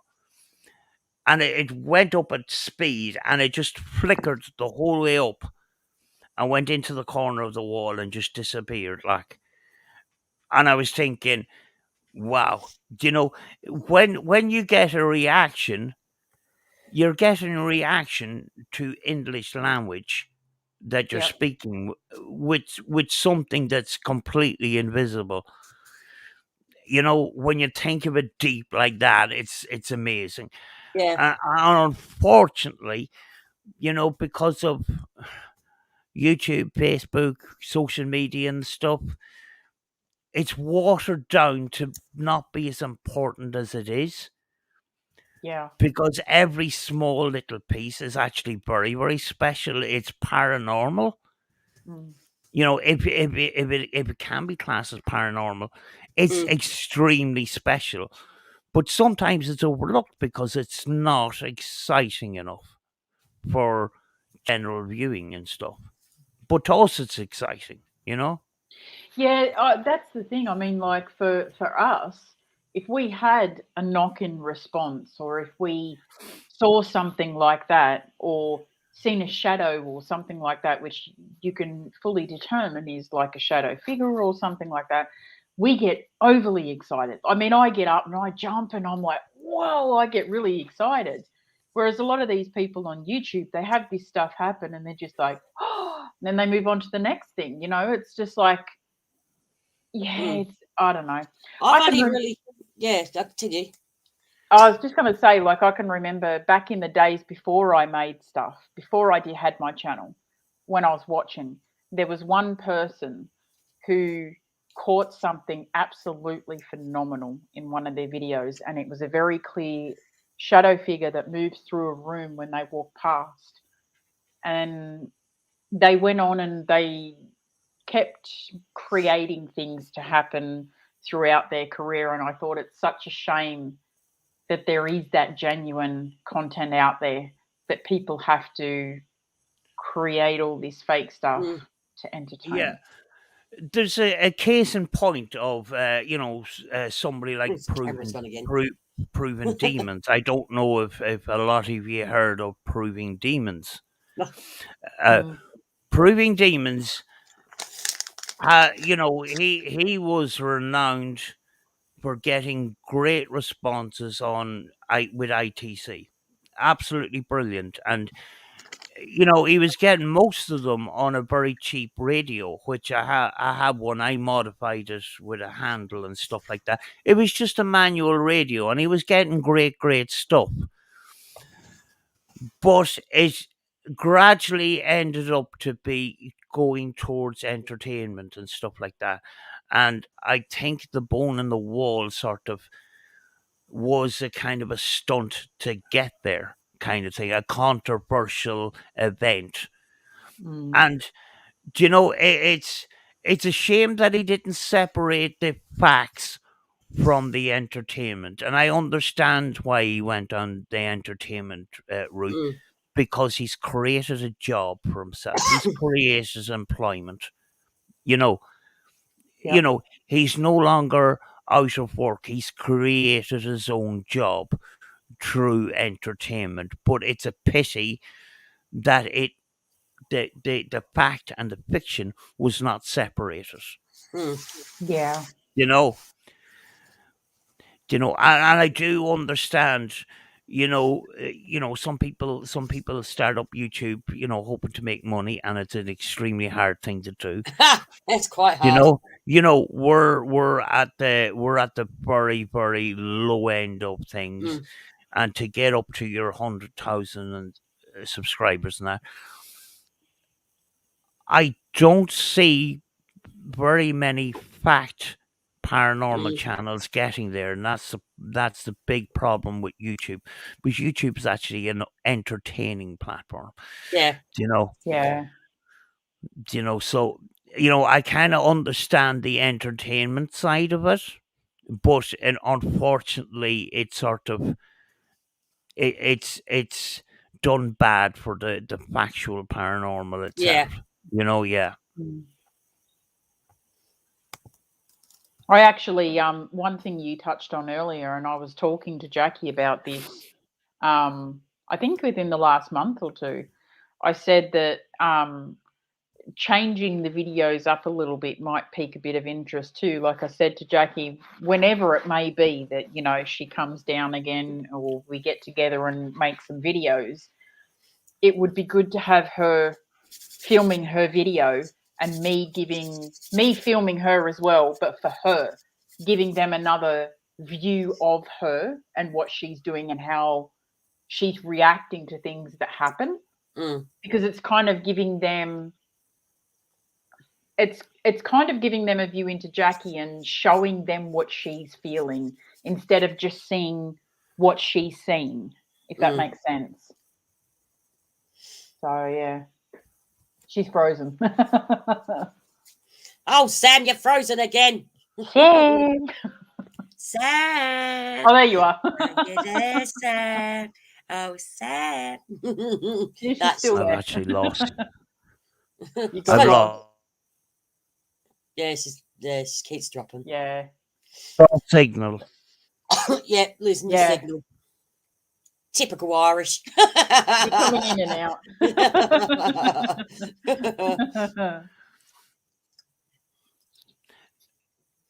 Yes, it does, doesn't it, Mac-and-Annette? Yeah, when it comes to change, we what we used to do is we used to. Well, I used to do it because I do all the editing and all the Yeah. mucking about with the videos and stuff. Every couple of weeks, I would sit down and say, "How could I do this different?" kind of thing, Mm. I'm not in routine now because I haven't investigated in a year and a half and that. But every couple of weeks, I would try and make something a bit different, so it's Mhm. not always sort of done in the same sort of way. Just similar to, people would often use the same intros to all their videos. And instead, I would produce the intro using the footage from the actual investigation on that night or day, Yep. rather than like Ghost Adventures have the same, there's things in this world that we will never fully understand and all Yeah. that kind of stuff. Yeah. No, I skipped through that. Different music. Things in this world that we'll never understand. Understand. Yeah. Well, with the intro to that a particular paranormal investigation, what you're doing is you're dangling the carrot before the thing Yes. starts. Yeah. And you can't dangle the carrot if you use the same intro to all your videos, which isn't relevant to the actual investigation that you're doing on the night. Mm. So what? And those intros are a kind of a video in itself that you have to sort of take out little snippets and put together and stuff like that. But yeah, that that's a good way of sort of dangling the carrot to get people interested to go through your whole investigation. Now, Hmm.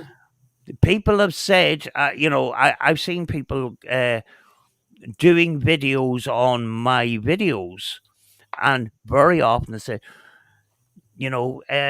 check out the channel and that. I know the videos are very long and that, Mm. but the thing is with me, every minute is a valuable piece of information, Mm-hmm.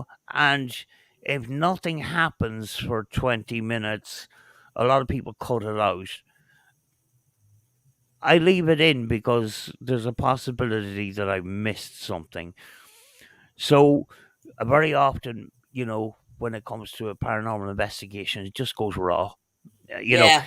and it's kind of like live. I don't like doing live on a night because then you're sort of, you feel obliged every so often to, uh, you know, say hello to people in the chat. You're not there for that, even though you're grateful that they're there to Hmm. see it and everything. And, I discussed with Rachel, say we did do a live, what we could do is sort of say hello to everybody in the beginning and say, listen, we won't be looking at chat very much, but what we do is we take a break every so often and we Mm. go to chat, and then we continue on with our investigation because we need to concentrate. We're at Yeah, work because here. that's the problem. Yeah. Yeah, you need to concentrate. You can't watch your chat as well as keep your surroundings to know what you're doing, because you just lose concentration. You're like, okay, and then you forget what you're supposed to be doing. I've done Yeah. that. I did that once when I was went to Moonto Cemetery at night. It was dusk. Now, if I didn't look at the chat, I would have been fine, because it was getting dark. It was getting creepier. My SLS camera was picking up stuff that it shouldn't be picking up, and it wasn't picking up tombstones or shit like that. It was picking up shadow people. Now, so I just looked at my chat at this one time, and that was it. It sent me into panic mode, and I ended up cutting the video, cutting the live off really quick, because I just bolted to my car and said, look, I'm going. Now, if I didn't look at my chat, I would have been fine, because I would have been concentrating on what I was doing and not looking at the chat. I would have stayed there the whole time, 30-minute challenge. But I didn't make it, because as soon as I looked at my chat, that was it. I was gone. Yeah. Do you know you brought up the SLS camera a couple of times there? You can Mm. actually make a SLS camera pretty cheap Mm. because the actual camera is an Xbox camera, Yeah. an Yeah. X camera, and you just need the software. You just need the tablet. Mm. You I've got don't one. need. Yeah, you don't need the hundreds and hundreds of dollars, like, you know what I mean? But the one thing that people don't seem to get, and everybody's copying everybody else, is Mm. when you turn on an SLS camera, you need it in a room where there's a lot of space, Mm-hmm. and put it on a tripod and leave it there, because the minute you move it, It picks up everything and everything. what happens is you have to calibrate it first. You stand on front of the camera, you wave right hand, left. I've got one. It's dusty as hell, because I don't use it. And it's Yeah, on a tripod, but yeah. yeah. Once you move the camera, what happens is it has to recalibrate itself, Yeah. and it'll go out of its way to find anything to make a stick figure from. Yeah. It may pick up one or two things and then just make Mm. up the rest and turn it into a stick figure. That's why mine doesn't have a handle. It's put on a tripod and just left there. Yeah. But I very, very rarely use it because as you can tell, I very rarely use mine as well. yeah, yeah. As dusty as anything. I just took mine up into a little small laptop and that, and just Mm. leave it on a tripod and stuff like that. You know, there's other modes other than stick figure mode. You know, you got the 3D mode and stuff Yeah, like that. Some yeah. of them are kind of interesting. You know, Sometimes I've used the 3D mode, but like, yeah, this really, I haven't really. I don't know. I just bought it because I just bought it. But other than You that, I know, hardly use it. we can say it's not perfect in any way, but it's got potential. Mm. It has potential, yes. Yeah, it's got Yeah. potential because it's a 3D mapping camera. Mm. You know, I don't even use it. I haven't used it for donkeys. actually, some people have shied away from calling it an SLS camera and just call it a 3D mapping camera because, Mm. you know, the SLS camera has got so much stick. They Yeah. just call it a 3D camera, and that's what it is, and Mm. it's got potential. But the thing is, it does my head in. Was I went on an investigation with a group who had 3 of these things, and I was running night vision, and all I was seeing was dots everywhere. Oh yes, laser. yes. That's all you'd see too is the dot. Yeah, the lasers. The thing is, the dots actually is quite useful. You know you know the laser pens where you get Yeah. the dots on the wall.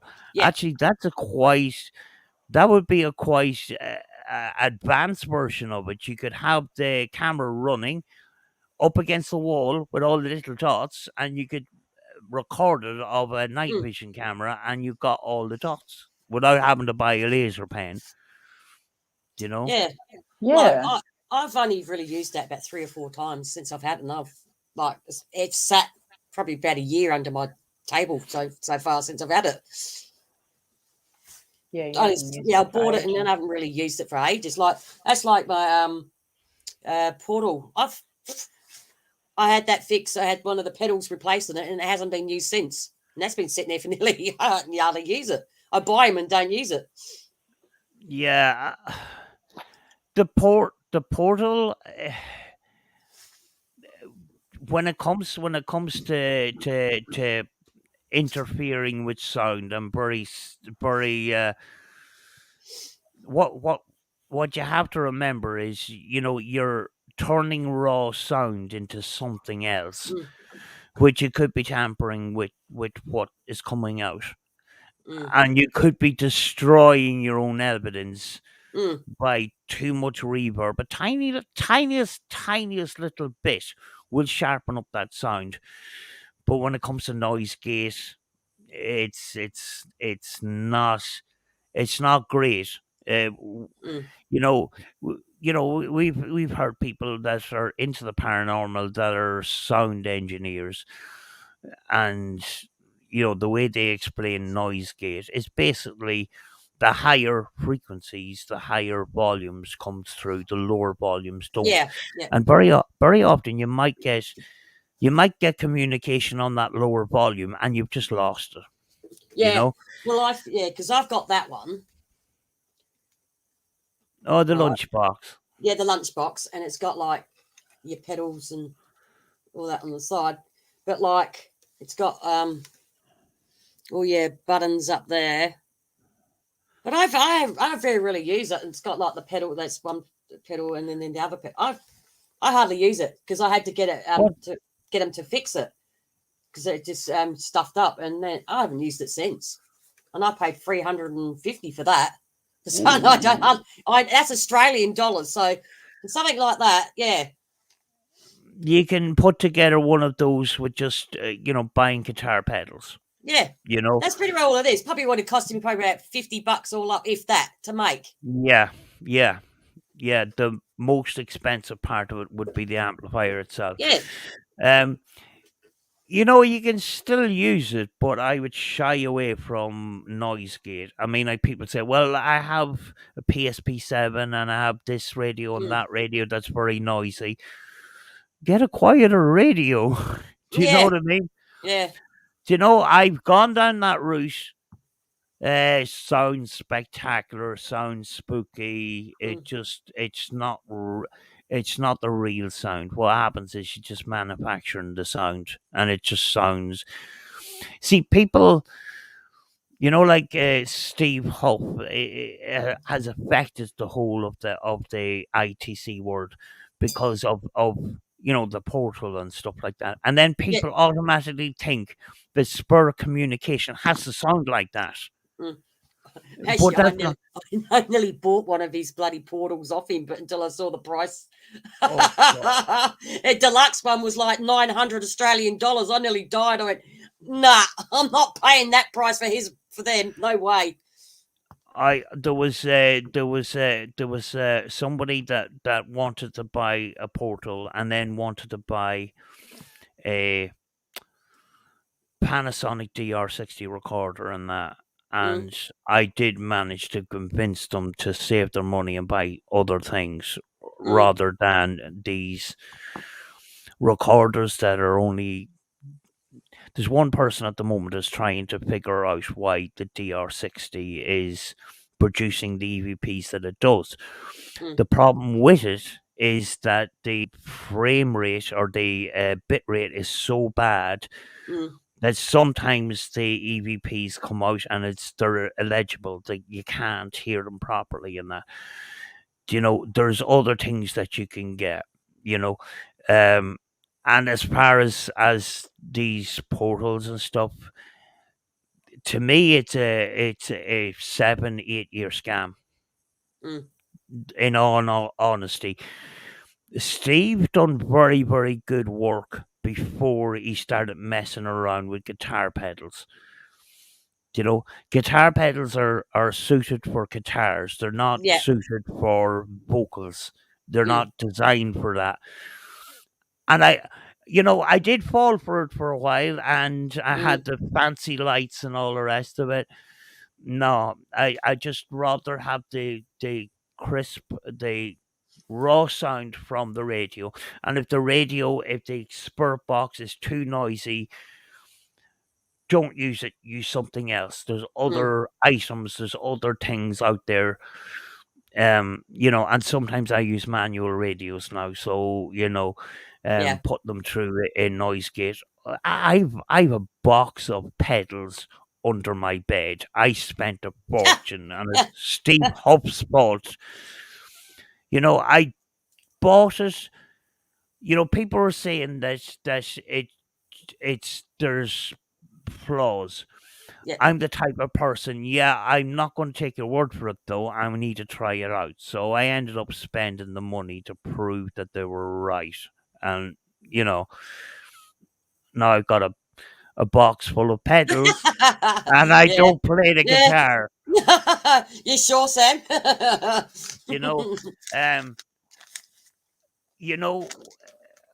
When it comes to ITC, you don't need the fancy stuff. And I found that out. I have the fancy stuff, and very often I sometimes turn to cheap manual radios that can produce results as well. You just don't need.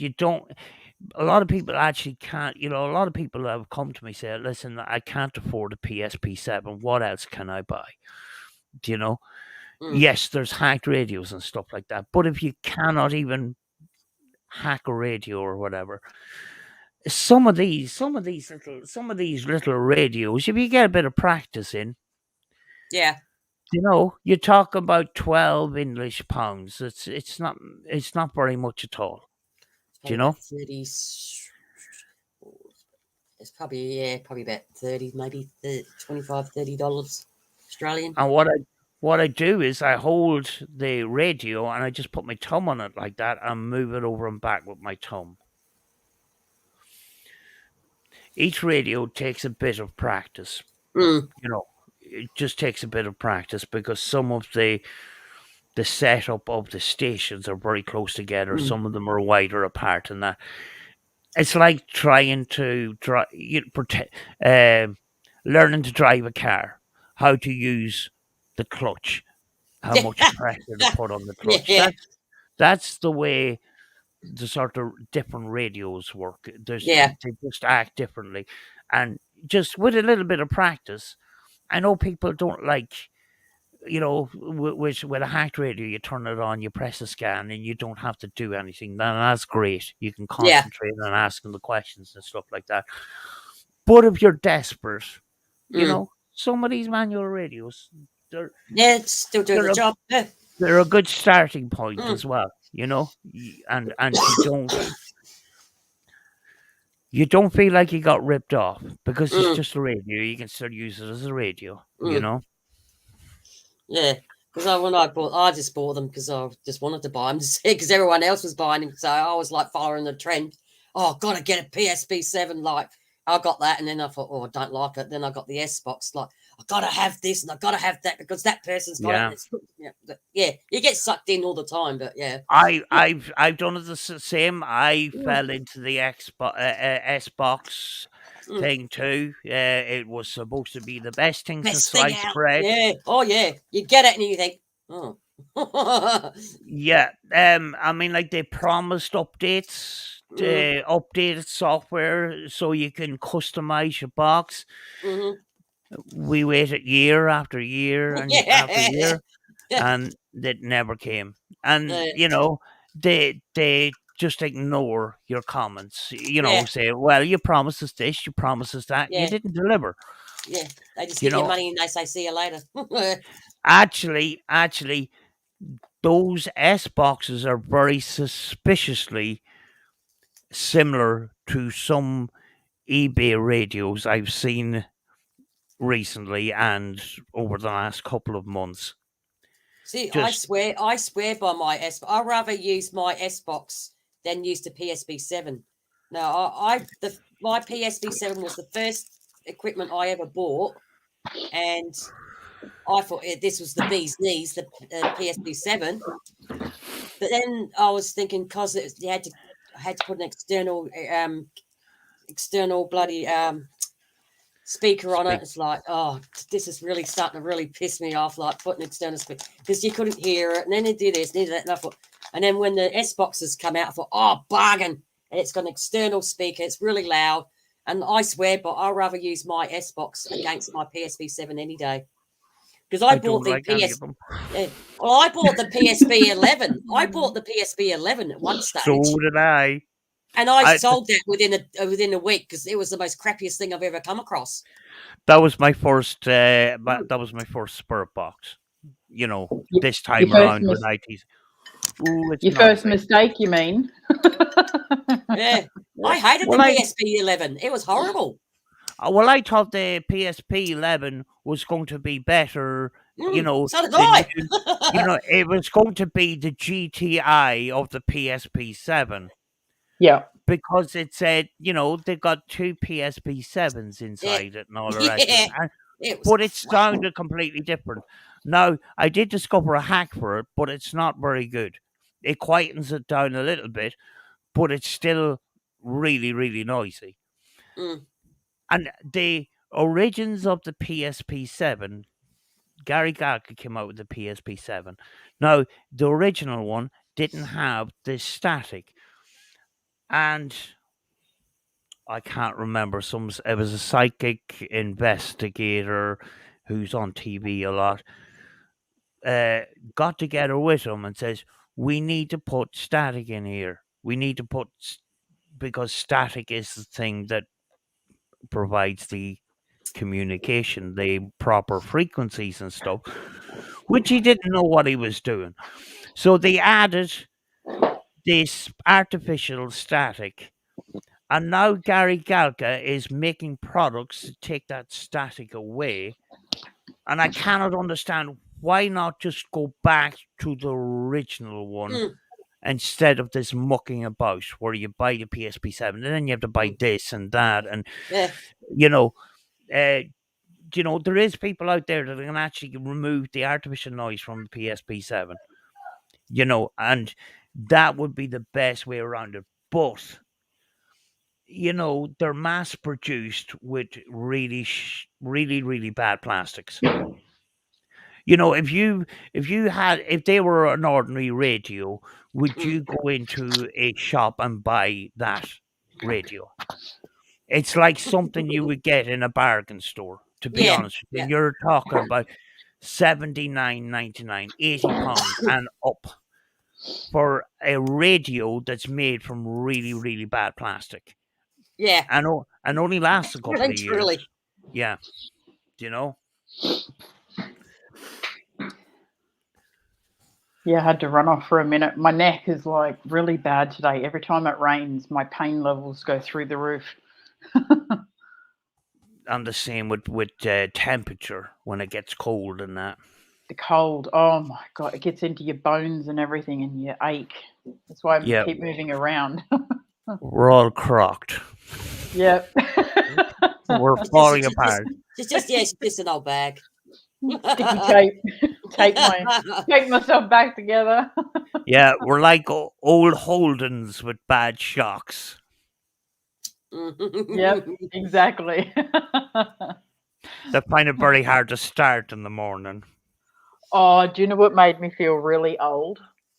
I was sitting in the clinic the other day getting my second COVID shot, and there's a woman sitting next to me, and I'm telling you, like, I'm being polite, but this woman was in her, I'd say, mid to late 60s, okay?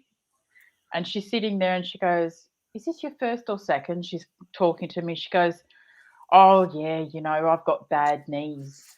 When us ladies get that old, you know, we start falling apart."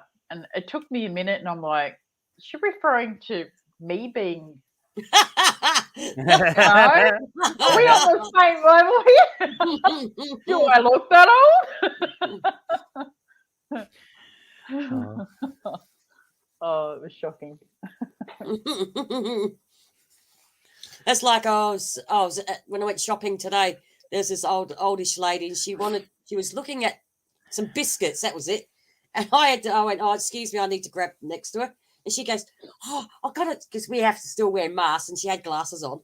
And she's going, "Oh, I've got to take my glasses off. They're that fogged up. I can't even see what I'm looking at." I go, "I know the feeling, love." And I kept walking, but because she's like, and then as she turned around, her glasses were that fogged up. She goes, "Oh God, I can't even see what I'm looking at." She's going, I said, "I know the feeling." And if you take them off, you can't see. Yeah, she couldn't see even with the glasses off. I said, "Just pull your mask down and it'll unfog it." Oh, We've got these things. I don't know if you have them in Australia. They're like a pair of glasses, but there's a shield. It's a plastic shield. It's like a riot shield, right? It's a pair of glasses, but it's got with the thing. Yeah. Yeah. And it's so funny when you see somebody trying to scratch their face and they hit the screen and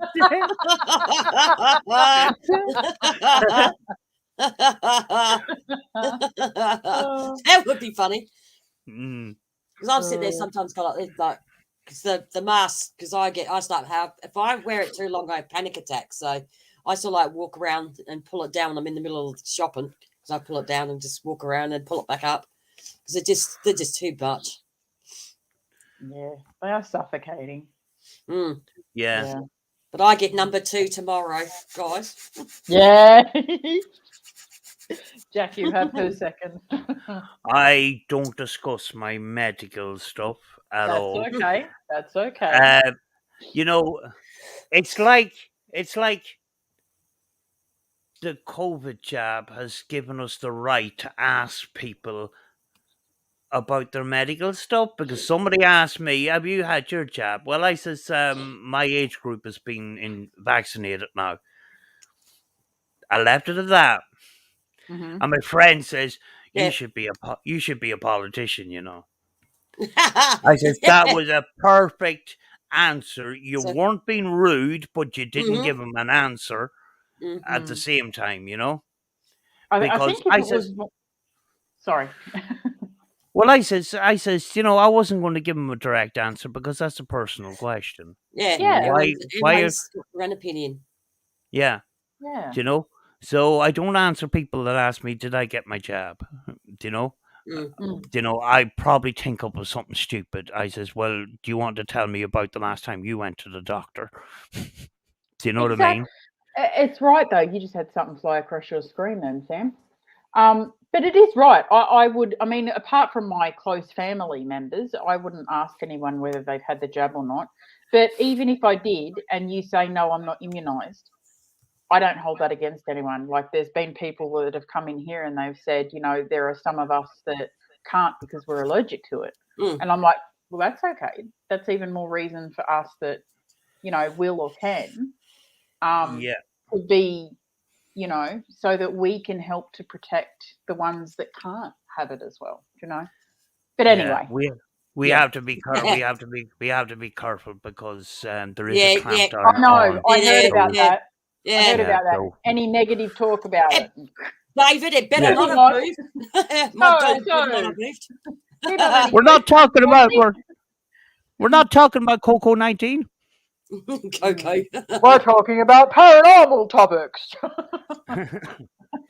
Nothing to see here. Well, as David just said, did my dog just move? And I hope not. Which one, David? The one with the long blonde hair or the one with the curly hair? Hat or no hat? Hat or no hat, David?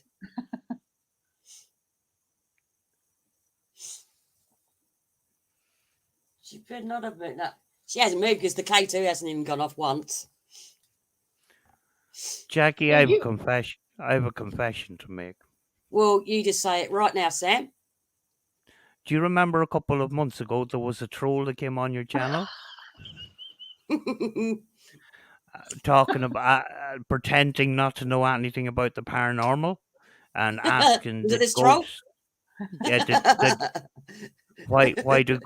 Why do ghosts wear white sheets? I barely remember. That was me. I was bored. I'm sorry. So you was this troll. But I had my fun, and that's all that matters. No malice intended. Nah. Oh, you're smoking. That's probably what it was. All right. Yeah, that's probably what it was. The smoky ghost. The smoky ghost. Well, I reckon Sam might have been this troll. You sure you weren't near? Yeah, that looks like me in the morning.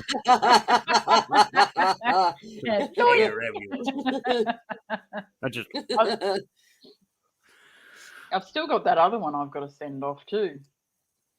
Oh yeah, the unicorn troll. Oh, did you see the card that I made her, Sam? I sat down for like a week straight with my girls and we drew all these different trolls and we coloured them in. Yeah. Oh, my birthday troll one, yeah. That was a lot of work. That was a lot of work. I'm still waiting. My friend Noni May from the United States of America has made Mozza a crocheted little dress. Now that should be coming very shortly, guys. So she won't be. And she's also crocheted me a ghost with holding a Mr. Shaky. So good old Mozza will no longer be like half undressed. She'll be dressed. I'm actually laughing inside because that time I trolled your stream, I was asking what a troll was. And I was the one trolling you, and you were explaining to me what a troll was. To the only troll in the chat. I don't remember. Oh well, you get that. So I'm an honest person. I hold my hand up. Thank you, Sam. But it was fun. Sometimes I do these things, but I don't have any bad intent. Yes, you're wicked, Sam. You're wicked. I need to cheer myself up sometimes, and I just have a bit of fun in that. Yeah. And I don't, you know what I mean? It's not, there's trolls, and they have malicious intent. Yes. We just, sometimes people just come on and just have a laugh, sort of thing, and that's Yeah. that. I wanted to add a bit of comedy to the flipping stream, which did happen. David says, "Where's your dirty doll, Julie, showing her legs at the window?" Oh, Hazel. She's probably That's up Hazel. there flashing the window again. That's Hazel, David. Yeah, Now, that's why I gave it to Julie. I'll have to bring them out and put them on the window here. Oh God, then we'll be upside down with the legs out into the out the window again. She'll be loving it. She'll be flashing the neighbours then. I found Anne though, my raggy doll. Oh yeah, and where was Anne? Where was she hiding? In the Halloween box. Ah, because it was a solid plastic box, so nothing would get damaged. yeah, you have to bring Clara and Hazel out. Yeah, how is your new premises? I love it. I absolutely love it. It's a tad, just a tad cheaper than the other place, but it is massive. It's so much bigger than the other place, and well, she's in her sunroom at the moment, guys. my sunroom, my large sunroom. Cool. No, but even the feel of this place is so much different. Yeah. So yeah, it's good. Yeah, I'm, in the process within the next year to move into a house because our neighborhood it's a new neighborhood. It's growing vastly in the they're building these houses that are not going to last 20 years. They're just cheaply thrown together and stuff like that. But the amount of antisocial behavior has just skyrocketed, and other issues like drug and alcohol abuse has just gone through the roof. Yeah. So I just want a bit of peace outside town, preferably with a little garage where I can put my car and muck and a garden. Just ever since I left Ireland, I can't get over being in an apartment where I can't go out to the garden with my cup of tea in the morning. I used to do that with rain, hail, or snow. First thing in the morning, go out into the fresh air. Yeah. Yes, I have a balcony, but you sort of still feel kind of restricted. Now I'm not whinging here. I have a roof over my head. I'm fine. There's other people in worse situations and stuff like that. It's just getting up and down 2 flights of stairs it's getting worse. It's like, not to get all spiritual and stuff, but being outside in the garden or near nature is very grounding. It's very relaxing too, and you can't get that when you're surrounded by concrete. Yeah, in the summertime, I'm not getting enough natural EMF, so I'll go out to the grass outside and that, and take my shoes off, and I stood on dog poo-poos. It's not. Connecting Took with home nature, more than well you and truly. Connecting with nature, well and truly. Between the toes, Sam. Between your toes. Oh, you're in the shit, literally. Oh, get it in there. Do you know the thing about it too is, I recently done some visits to an island near here and stuff like that. And I get out of the car, I don't hear the traffic, and it's just so peaceful and stuff. Yeah. I'm constantly getting traffic all the time. I have a big, busy road. It's like a flipping Grand Prix track up and down outside here. I do like the sound of cars, but I just don't want them ringing in my ears 24/7. I want a bit of relaxation, a bit of peace and stuff like that. And as well as that, I want to do some more ITC. I don't want noise pollution and stuff. So I think I'm heading to the country. Yeah. I'm buying a house in the country with some hens and sheep and. Nice. Yeah. Well, no, I don't think I would go that far, but I wish. Why not? I would. a rooster. out. Feed the chickens. Yeah, that would be nice, but I don't think it's. I just don't see that dream happening, sort of thing. Not feasible right now. Yeah. No, do you know? Do you know? But just a place where you can you can move about easier. You've got a physical big kitchen where you can sit in. Everything is crammed in. It's like a bedroom with an added sitting room, which you know, one person at a time kind of thing. It's like being in a caravan kind of thing. And every time you walk, everything shakes. Do you know it's all made of wood and that? And you walk across the room and all your flipping ornaments start flipping moving and everything. It's not paranormal, it's just everything moves. Yeah, boxed in. That's what I feel, sort of thing. Yeah. But along with that, it was just the environment. Just Well, recent. you would hate where I live right now because I could hear the next door neighbour fart. That's how close we are. Yeah, sometimes you have houses in a row. Some of the houses are not separated by physical concrete walls. It's sometimes wood, and you can hear them next door. That's actually the way the houses are built here as well. Yeah, because this is a as you call them, bungalows. This is a villa, and the only thing separating me from my next door neighbour is a fence. Because there's like a fence, and then they got there like a carport, and in the house. But I reckon, well, actually, because my brother's bedroom is on that side of the house, he can actually hear him arguing, and I reckon you could hear them fart if they ever farted. Yeah. So that close. I could jump from my roof to her roof with like that much distance from my roof to their roof. Jeez.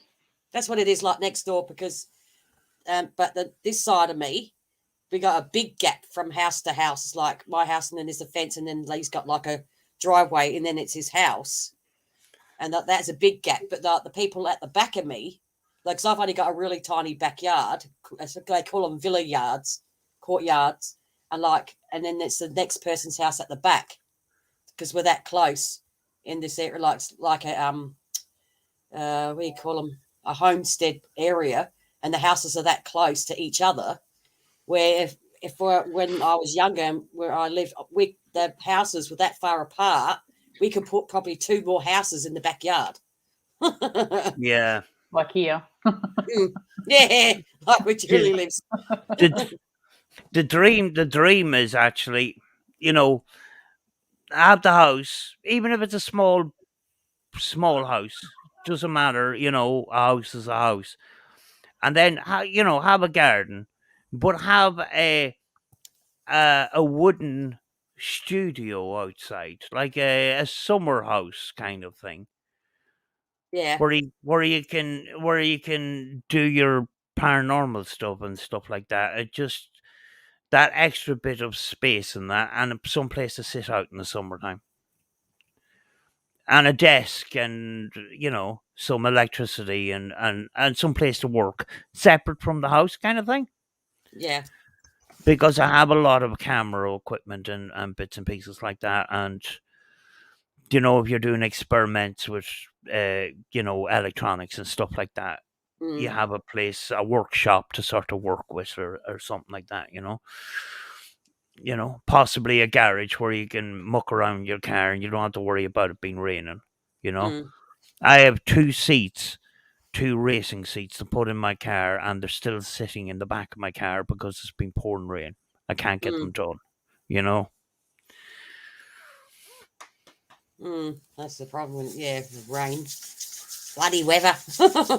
Yeah, but the simple thing of getting up in the morning, putting the kettle on, making a cup of tea, and walking out into the garden, it's something I miss.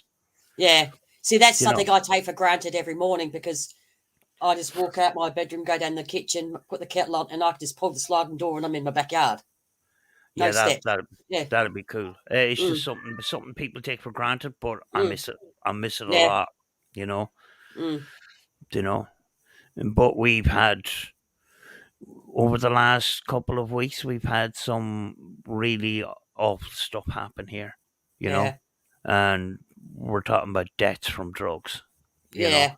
Yeah. it's Definitely got to move. yeah, you know, and recently somebody moved in down below us that has a history of narcotics. Oh, That okay. Definitely yeah, move then. Definitely yeah, move. it's Because you just start feeling unsafe in your own house. Yeah, well, see, you know how I was telling you, Jackie, about the place I just moved out of. I had my suspicions Yeah. about a neighbour. Yeah. Well, the other day the police were there going through cars and houses and stuff. Oh, so So you're I'm probably glad I'm right. not there anymore. Yeah. Mm. you know, I'm a person that keeps to myself. I don't even know Mm, what my neighbor's name is. I just but Neither. my privacy has been mm, jeopardized by somebody that just moved in downstairs that mm, just every time you go out to their car, they're at the door and they want to talk.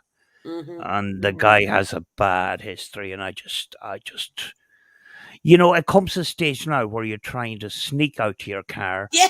turn on the engine, and get away as quick as Yeah. possible. It's Well, I Sounds know. no, like Well, it sounds like me with my next door neighbour. I try and it's sneak out before she pops out the door. it's no way to live though. Nah.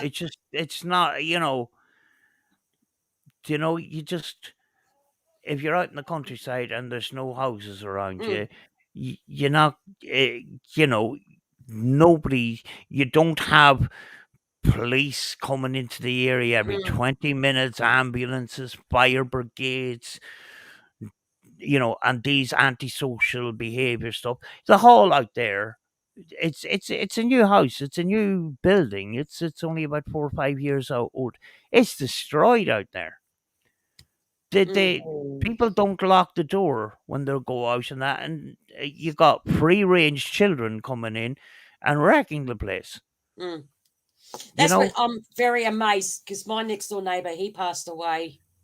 Where we're now in October. He passed away beginning of August, and the sister's been next door cleaning up because he was must say he was a bachelor. He lived by himself, oldish bloke, and he died of I think he had throat cancer, and the house has been empty. Like, and I'm amazed that next door because people would know it's now empty that it hasn't been trashed, which I'm thank Christ it hasn't, but the sister, she comes and they did a big clean out and I mean a big clean out. Whatever he owned was dumped out for hard refuge.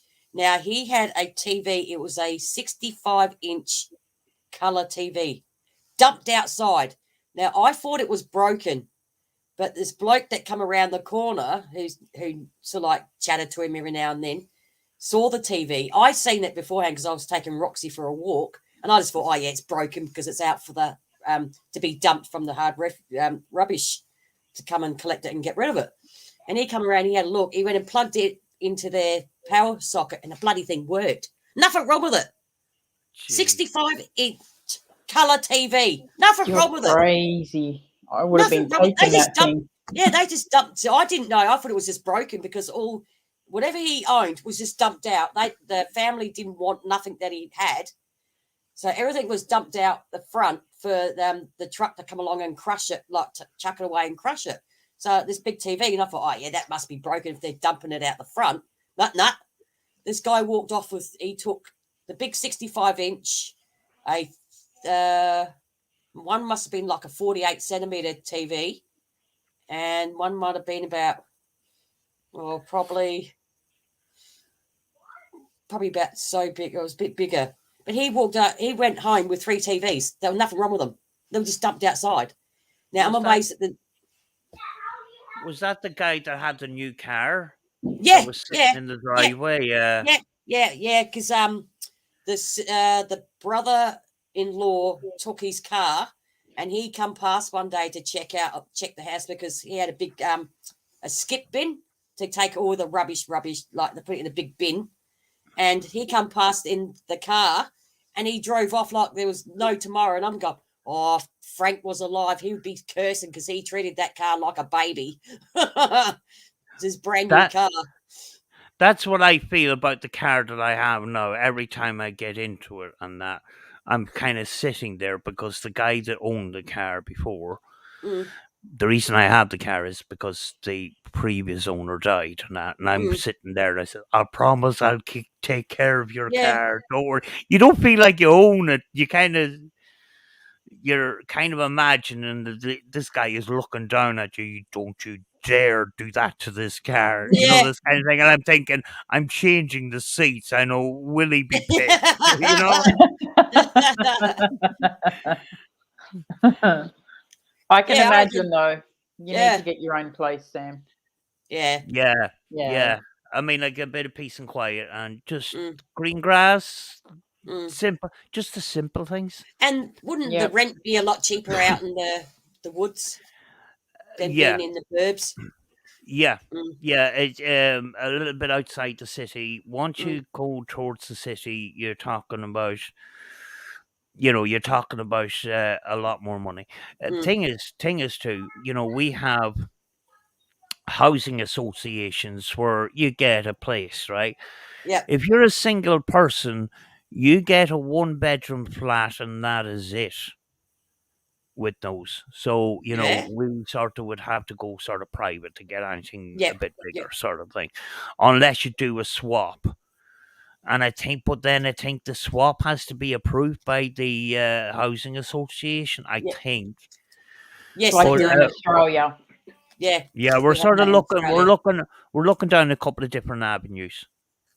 Yeah. That's all right. And if I have to go private, I have to go private. But Mm. I'm not getting any younger, and I don't want to be wishing for the rest of my life. Yes. Yeah. You just have to go for it. I know what You that's know, like. yeah. Recently that was threatened. All that sort of planning out was threatened, and that it's still Yeah. sort of under threat, but hopefully it'll sort of work out in that. Yeah. Where I I hope can so. where I can move out to a place of peace and Yeah. quiet. You Yeah. know because here I park my car outside. I'm constantly looking out the window, seeing is there anybody parked right up against it. You got these parking spots, and they're they're very bad design all over the world, where you park your car and then somebody parks up beside you and then dings the side of it. Mm-hmm. It's one of my pet hates, and I'm constantly looking out the window. You know, if you have a house, you have your own driveway. You don't have to worry about these things. Mm.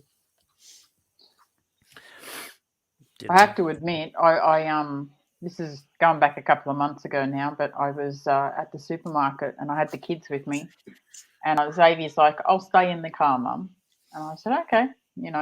He's because of his anxiety and that he doesn't like crowds, so he'll stay in the car and watch YouTube or something like that.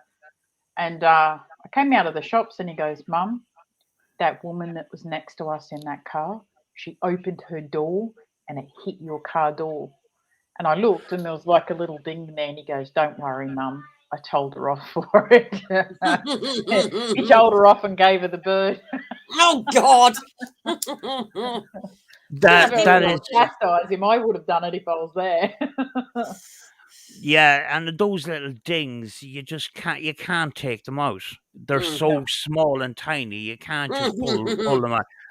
Mm-hmm. And you might have a perfectly shiny car, and you look down the side of it, and you just see the Oh dings yeah. and that, and just Mm-hmm. I have sort of my paintwork is almost sort of perfect, and it's polished up and that, and I think sometime before this guy died, he had a close encounter with something on one side where there's a scrape on the door and then there's a dent on the back, side sort of Yeah. thing. And I'm sitting looking at it, I says, how much is this going to cost to fix? Because I look at it and I says, it has to be done. Yeah, because it just annoys you. Yeah. Yeah, because the other side is perfect, Yeah. I pulled up to a guy that I sort of know, and he was big into cars and that, and I pulled up and I turned the car around purposely, and he comes out, he says, "Oh, that's a nice car." He says, "I just turned it." I'm sort of an honest person. He says, "The reason I turned it around," he says, "I wanted to show you the good side." He says, "Why?" He says, "Has there been some drama?" I says, "Yeah, I'm afraid so." you know. But God. the guy was so particular. Now he didn't fix the dent, but he was so particular that I found in the glove box or in a little cubby hole a little tin of touch up paint. And he used to touch up the little, the little stone chips on the bonnet Oh and yeah, stuff yeah, like yeah, that. yeah, Yeah. So when you see something like that, he looked after it and that, and the thing was spotless inside. So every yeah. time I drive around, and I don't feel like driving around my own car, I'm thinking this guy is looking down at me, going, "Look after my car." Yeah. Watch out for that gutter. Don't you scrape them Uh, wheels on that gutter. I'm I'm kind of thinking my exhaust is kind of it's on the way out sort of thing, and I'm Oh, thinking, so it sounds like my car. I think will I go for will I go for stainless steel? And I'm thinking, can I have a stainless steel exhaust, please? That kind of way. Yeah, Yeah. yeah. Because mine's stainless steel. Is it noisy? Yeah, mine's a noisy one. Oh, hers is, yeah. I got Yeah, a I noisy. don't. I got a Yeah, noisy exhaust. I It's only I'm because at I the. had the cat lift converter taken off. That's why mine's so loud. Oh, we can't do that. You're Oh, not we meant can. to do that. Yeah, mine's got no You're converter on not. it. Shh, you're not We meant to do that. Yeah. do you have rego tests or do you have emissions tests or anything? Not All in right. South Australia. In New South Wales, they do, and they will actually test the pollution that your car puts out.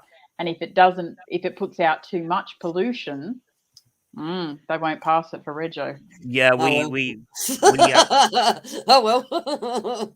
we have that every 12 months. Nah, we don't. Yeah, we do too. Yeah, I think your insurance is different too. It's your insurance is on yourself and not the car or something like that, is it? No, I've got insurance on my car. All right.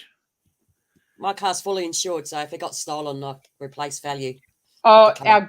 our when you go for your rego, the green slip, the insurance you get with your registration,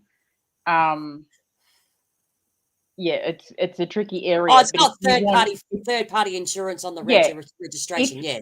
if you want other insurance, like you're covered if you hit someone or you're covered for yourself or whatever, you have to pay extra through an insurance company for that. Oh, right. Yeah, yeah. Yeah, my car, So, yes, it's got the rego insurance, like registration insurance, and it's got the proper insurance on the vehicle. Because when I bought the car, I wasn't allowed to take it out the car yard unless it had full insurance on it. Yeah. how 'Cause the much do car you was, pay for insurance for 12 months, Sam? Sorry, registration. It's not registration as such. It's insurance. We have a insurance on the car. We have tax, and we have an MOT that is our yearly inspection.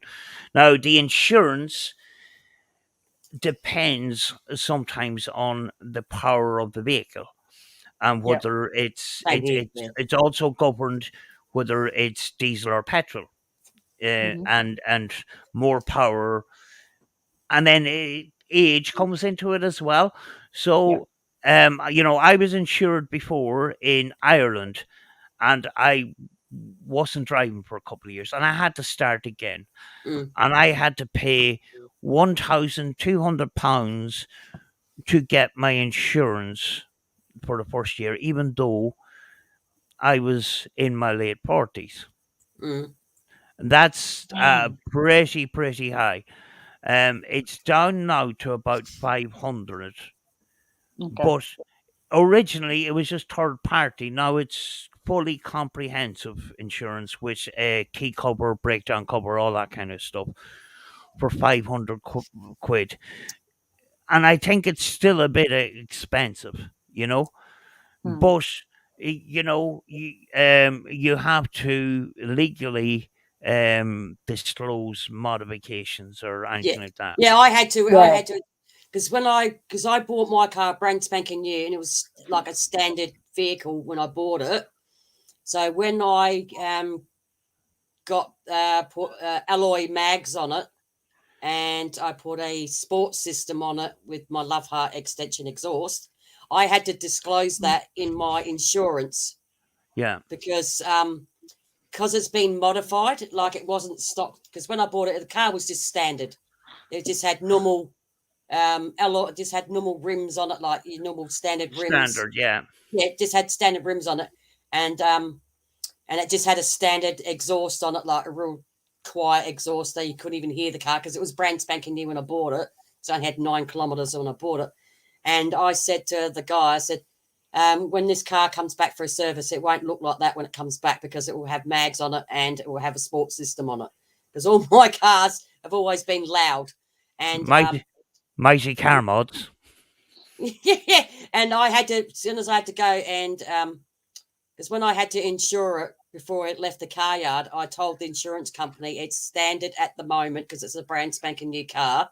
Because I had to get my number plates put onto the vehicle for them to insure it before I could leave the car yard because it had no number plates because they could have given me the standard ones, but I got my Jackie 7 number plates, which I wanted on the vehicle. Wow. So I had to get that put on the vehicle before I could go to the insurance company and tell them, yeah, it's going to be Jackie 7. It's this the make, this is the model. And I just passed them the paperwork, and I said, do I have to disclose what I'm going to be doing to the vehicle because it will affect my payments per fortnight on the modifications? So I had to tell them what modifications I'm going to be putting onto the vehicle for them to give me a proper quote how much it's going to cost me each fortnight to insure it. So as soon as I had the modifications put on it, I had to tell them what they were and what they looked like and take photo. I took photos because I wanted to know like the mag, because I got blue mags on there with black surrounds on it, and they need to know that in case the car got stolen, I can prove that I had them on the vehicle at that time. Yeah. So they could insure it for that, and I had to show them that I had a sports system put on it with my Love Heart extension on the exhaust pipe. I had to show that and tell them the price of the my sports system, how much the sports system cost me, and then how much the Love Heart extension cost me, so I could get the money, so they can insure it. So it wouldn't, like, if it got stolen, then I'm covered for that as well. Okay. When you were talking about exhaust, then I just thought of a memory that I had from when I was like 17, just before I turned 18. Do you guys know what a key banger is? Do you know what a key banger is? It's when you're rolling along, right? Oh, You're driving, you turn the key off, you pump the petrol pedal, and then you go to start the car and it goes bang like that. It's called a key banger, right?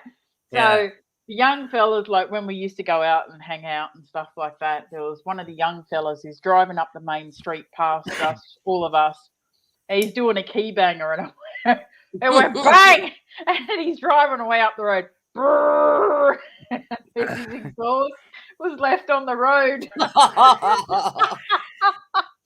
What happens there is, do you know an engine, the explosion happens inside the cylinder, right? Yep. When you all of a sudden turn the car off, the fuel is going through, but it's not igniting. What happens is the raw fuel goes into the exhaust, and the exhaust is hot. And that heat causes the explosion in the exhaust pipe. And if it's bad, it will just blow to pieces. It did. Exhaust was laying on the road. Just bang. Bang! It fell off. That can't be as bad. The other, because mine's got anti. No one can steal petrol out of my car because it's got anti-lock petrol cap on it, right? Yeah. I went to the service station the other day, and the freaking nozzle wouldn't fit in. It actually broke one of the clips to the actual little flap that sits inside the petrol thing, and I couldn't get it. this is me taking Darren to work. I said, "Oh, I've got to pull over and get petrol," and I went to put the nozzle in, and the nozzle wouldn't go past. It's got like a metal flap that is so no anti-theft, so no one can steal your petrol, right? Yeah. Yeah. And I'm pushing the nozzle in, and the stupid nozzle wouldn't go in, right? And I'm thinking, frig, I'm screwed. I'm like quarter tank of petrol. I need to put petrol in my car. And I'm going, and the guy in the petrol station must have thought, this woman's a friggin' idiot. Because I stopped at one petrol pump and it wouldn't work. So, so I put the petrol thing back and I reversed back to the next one.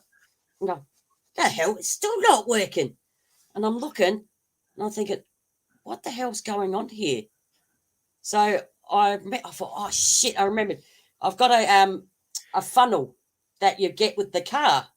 I'm thinking, oh, I'll try. So I shoved the funnel in and eventually opened up the anti-theft device inside the bloody thing. And I put the petrol. I couldn't get the funnel out.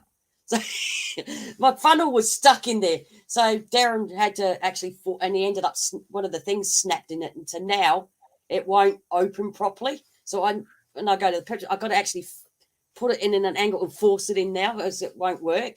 Oh no! And it's in a spot, and it's only because my car's pretty well all plastic, Sam, and everything on it is pretty well, every bit of it's nearly all plastic. So this bit it's snapped off. So now I've got to this might sound a bit rude. I've got to stick my finger in and lift up the flap to get put the petrol in. Yeah. Oh. Because it's jammed in. It's jammed. It's jammed in. So it's sort of like I have to push it so it actually jams up so I can actually put the petrol nozzle in. Yeah, I know there's a kind of a lid, a tiny little lid, and when you put the nozzle in, the lid opens up and that. It won't do it. It's just jammed shut. Yeah, the more complications, the more problems. Like, the more, way back in the day, there was an engine. The biggest advancement was electric windows, and that was it. You could I love my do. electric windows. You could even now, if you put if you put a filter, if you put a K&N filter into your engine to bring in more air and stuff like that, and put on an exhaust and that, the car, unless you go through the ECU to tell them that there's more air going into it and the exhaust is freer, the engine will try to make the car run like it did originally. So you're not gaining any power. You have to go through the ECU. But way back in the day, the thing was simpler. You put on a bigger air intake, you put on a bigger exhaust, and you got more power, you got more noises. You didn't have to go through the ECU. But now, if you do anything, sometimes you'll just get a check engine light, and you have to go and get a reset and all this kind of stuff. And I says, what's the point? Yeah. I did that in my Cortina, put a big air intake on it. My TE Cortina that I had a massive friggin' thing on the. My dad went off at me because when he didn't go off at me, but he like, oh my God, rolled his eyes because when my car was getting fixed, he turned around to me and he said, you had to buy the only bloody Holden that had twin cams, 2 cams. My car's actually got 2 cams in it. Yeah, I had twin cams in my Cortina. Yeah. It goes though. Some of them Holdens, I think the older ones, had a same engine as the Nissan Skyline GTR. Oh yeah. In a pickup truck. I mean, like you're talking. I think Nissan had something to do with them at one stage. But I think some of the older Holdens had Nissan engines, Nissan GTR engines, in these pickup trucks that just look like ordinary cars with these flipping Nissan Skyline engines in them, 3-liter V6 or whatever they were. They had tremendous power, like. Yeah, David says I miss my King. See, the Kingswoods, I can remember my eldest girl, when I was with her dad, he had an old Kingswood. It was I want to say HJ, but I could be wrong. It was around that model, one of the old kind of shape ones, and it was a V8, and he rebuilt the motor, and he only spent 500-600 on it, but he put bigger jets in the carburetor, and they put a 350 in it. They put a bigger cam in it. Like they really beasted it out. Had a lot of trouble trying to get it to run, but God, it was a good car when they did finish it. It was a Yeah, beast. my car is kind of simple.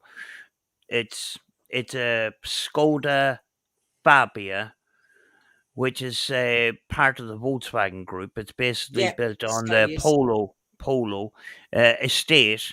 Now, there's a sports version of the Skoda Fabia called the VRS, and I have VRS badges on it, but I have a 1.2 litre 3-cylinder engine in it. But I did recently buy seats from a VRS that has the bucket type seats and that, and they're going to look badass.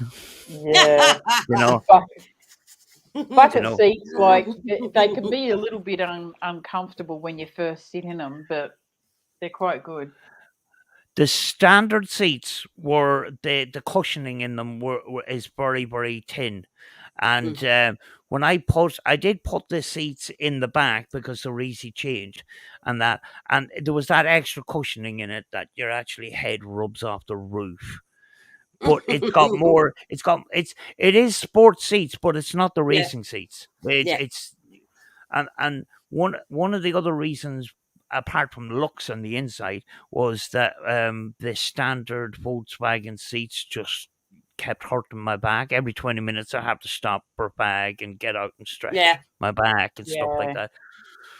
So I'm hoping I've tried getting the front seats out. There's one bolt on each seat that's causing me problems, and I got all the other bolts out, but there's these two bolts that I Oh, just you can't always get get one shifted. bolt.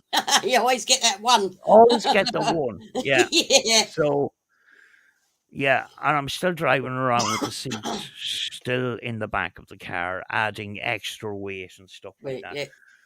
But I don't want to ricer the car. I just want to, just have that little bit of sporty feel to it, and just Yeah. make it have it nice and polished and well kept and well run, just like the previous owner who was a When I owned it, mechanic. Yeah, do you know, and I think, some of my old bangers that I bought for a couple of £100 years ago, and I look at them now, and you cannot get them for love or money. And if Oh, you yeah. can get them, they cost an absolute fortune. Yeah. Yeah, that's like my brother's car. His is a Ute. Now, he paid. I think he paid like $1,200 Australian for it. So, and he got a good bite until it started packing up, and now it's like, yeah, the old car. They say a lot of the mechanics that look at them go, "Oh, that's an old car." No, me. They're like, "Oh, an old car. We don't know much about old cars. I'll have to get in contact with someone who's old school who can do the mechanics on it." Like this guy had no idea. He's more worked on newer cars. So when they got to look at my brother's car, they're like, oh. Like his look in his face is like, oh. It should be simpler because it's not. Do you know what I mean? There's no major electronics to diagnose or anything Yeah. like that. A mechanic should know the basics of an internal combustion engine. It should be a piece of piss to work on. He had no know? idea. He had no idea. It makes you wonder what they're teaching them these days. Like, do they teach them to just plug a computer in and let it tell them what's wrong with it? That's pretty well what they do because he's a mobile mechanic that comes to your house. Majority of the cars he's probably worked on are all electrical, like all electronic. They're all done Uh, by computer systems. Where as soon as he looked at my brother's car, he's like, oh, oh, like because he's only young. He's only a yeah, young mechanic, and he had to ring the boss like every half an hour, pretty well much. Oh, it still won't start. This won't start. This is not. And he's gone. The only good thing about these cars is they got more room to work with than the newer cars because the newer cars have got all the electronic components where they can't get in and get under to fix. yeah. Mm. That's like my BMW, car because my car's an east-west motor. yeah, Like it's not the straight; it's the east-west. So everything's all sideways, jammed in that little area. yeah. As well as that, nowadays, especially with BMW and Mercedes, they don't age well mechanically because a lot of this stuff that heats up and that used to be metal and are now plastic, like the ends of a radiator and stuff like Mm. that. It's just crazy, like. And then you go to try and replace that product, it costs a fortune, even for the plastic replacement. Tell me about it. Yeah, Because my car it's pretty well is all like my brother's other car. He hit 3 kangaroos, and the car was a write-off because he hit 3 kangaroos. But he walked out of that by hitting kangaroo. He hit a kangaroo side. This kangaroo hit him sideways. He spun the car. And another kangaroo hit him again, and then the third kangaroo bounced off his windscreen and spun him completely around and into a big gum tree. Now he walked out of that with just a bit of whiplash. Now, if I did that in my car, I'll be dead. I wouldn't be talking to you now if I got wiped out by 3 kangaroos because my car's all plastic. Now, yeah, I would have been spun around upside down, flipped him 10,000 times, and end up probably up the tree, dead. Where he walked, he was lucky because his car was all like the good old cars, good old solid metal cars.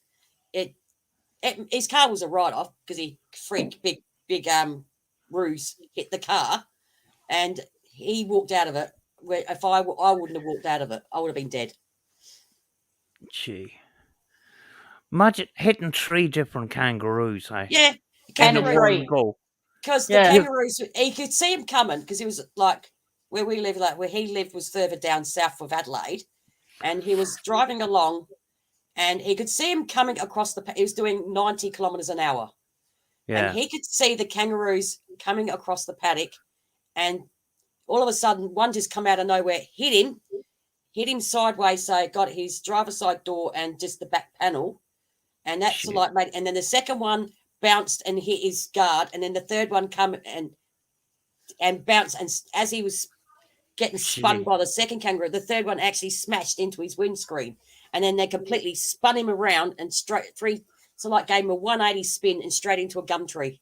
His car was a write-off. Geez, you couldn't do that. Have you tried? Yeah, No, you and couldn't. all It's he just had a sore shoulder from his seatbelt and a bit of whiplash. That was it. He walked out of it. The Gee, only thing he had to do was smash his window because he had an electronic window. He had to kick the window out to get out the cut. That was it.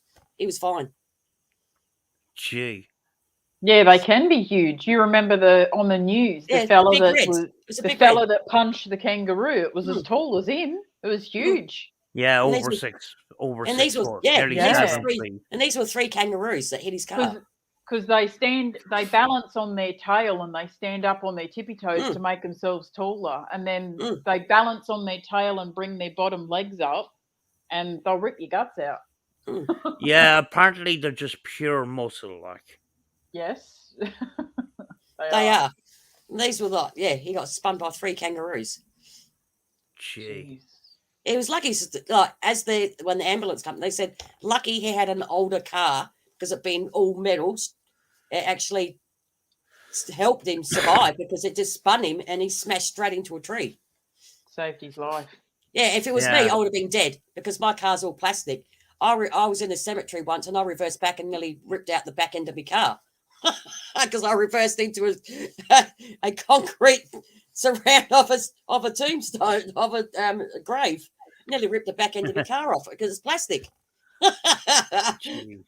Jesus. I only had the car like 3 months. Reversed back and bang.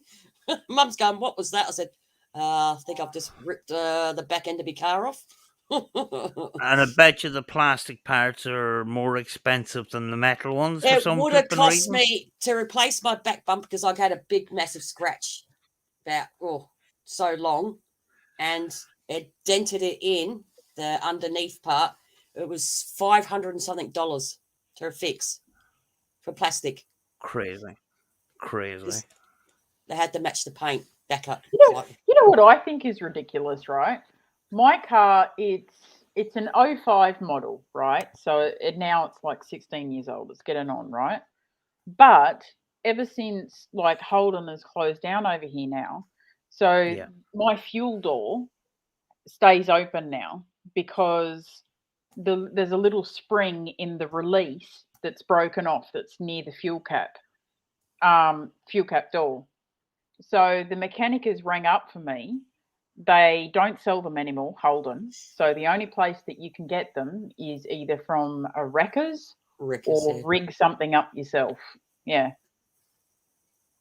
How stupid. You can't even buy like a replacement spring for your fuel door. Well, I don't know how I'm going to go about my Some, little bit of my petrol. yeah, some of the models that end up being popular, even though the companies go out of business.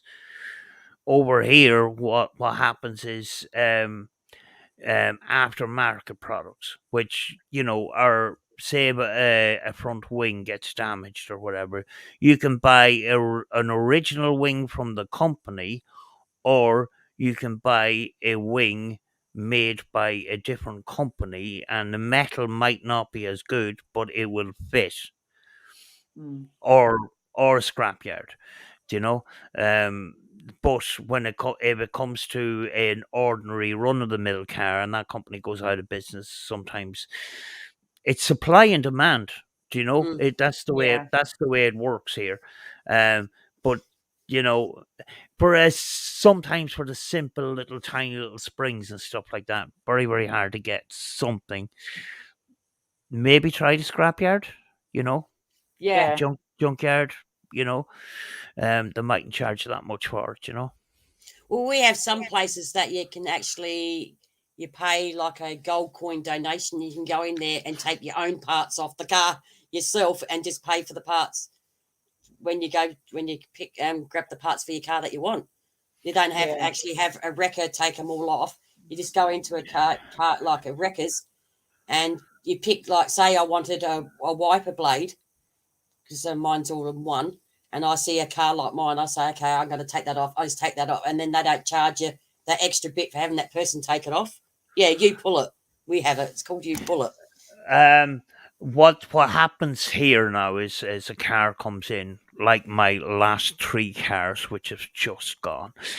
It'll be taken in, everything that's saleable will be stripped off it and then shelved and documented. And then the body will, because it's got a registration or a bin number on it, it'll just be crushed. And that part of it goes off to recycling. Any other parts of it, will be documented and shelved or whatever. It used to be a case where you could go into a scrapyard and take the pieces off yourself, but then some people were damaging other parts while taking parts off. Oh, yeah. And then you got public liability insurance where some people may get injured or whatever, and that's why, more and more what's happening is the saleable parts are taken off and shelved and documented in a big massive warehouse. That's the way it sort of works. You still have the old-fashioned people where they have a field full of cars and that, and the mechanic comes down and takes out the part and stuff like that. But generally, they're not going to allow an ordinary person of the public take pieces off their cars because they might damage other parts and they might get injured in the process. People have a habit of suing people now for the slightest little thing, so that's Yeah,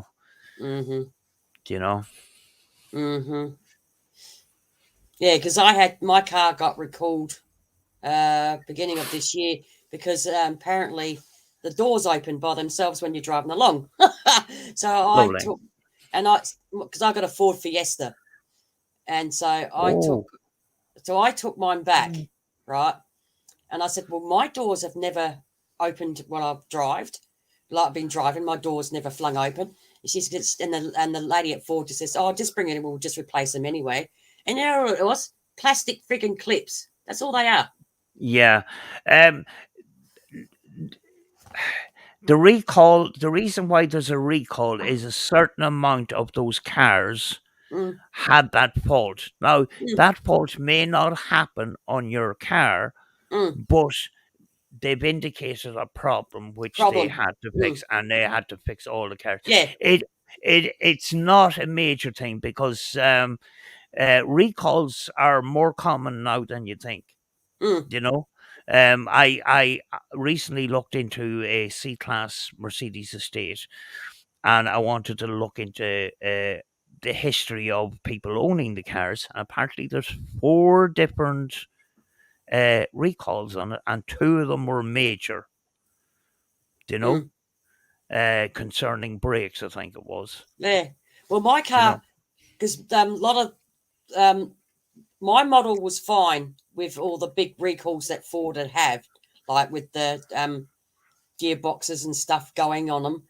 My car was the best part. My car was the best make and model at that time in 2015 because a lot of people have had problems with their cars just driving along and it just completely shits itself. And then they take it back to Ford and this problem, that problem, that problem. The only problem I've ever had with that is just being recalled. So I was yeah, lucky in that way. Mine was in the good models when they built yeah, mine. Mine was the good, but if I grabbed the year later or a different model, I would have been stuck in that situation where all the Ford people problems having with their cars. So I was lucky. yeah.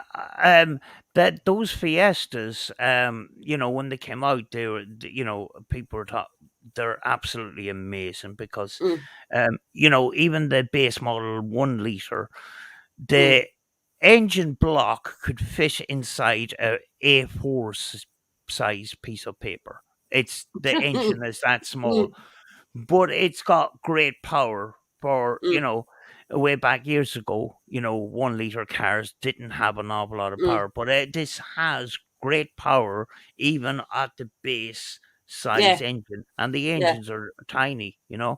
Because mine's a 1.5 liter. So, Yeah, I had the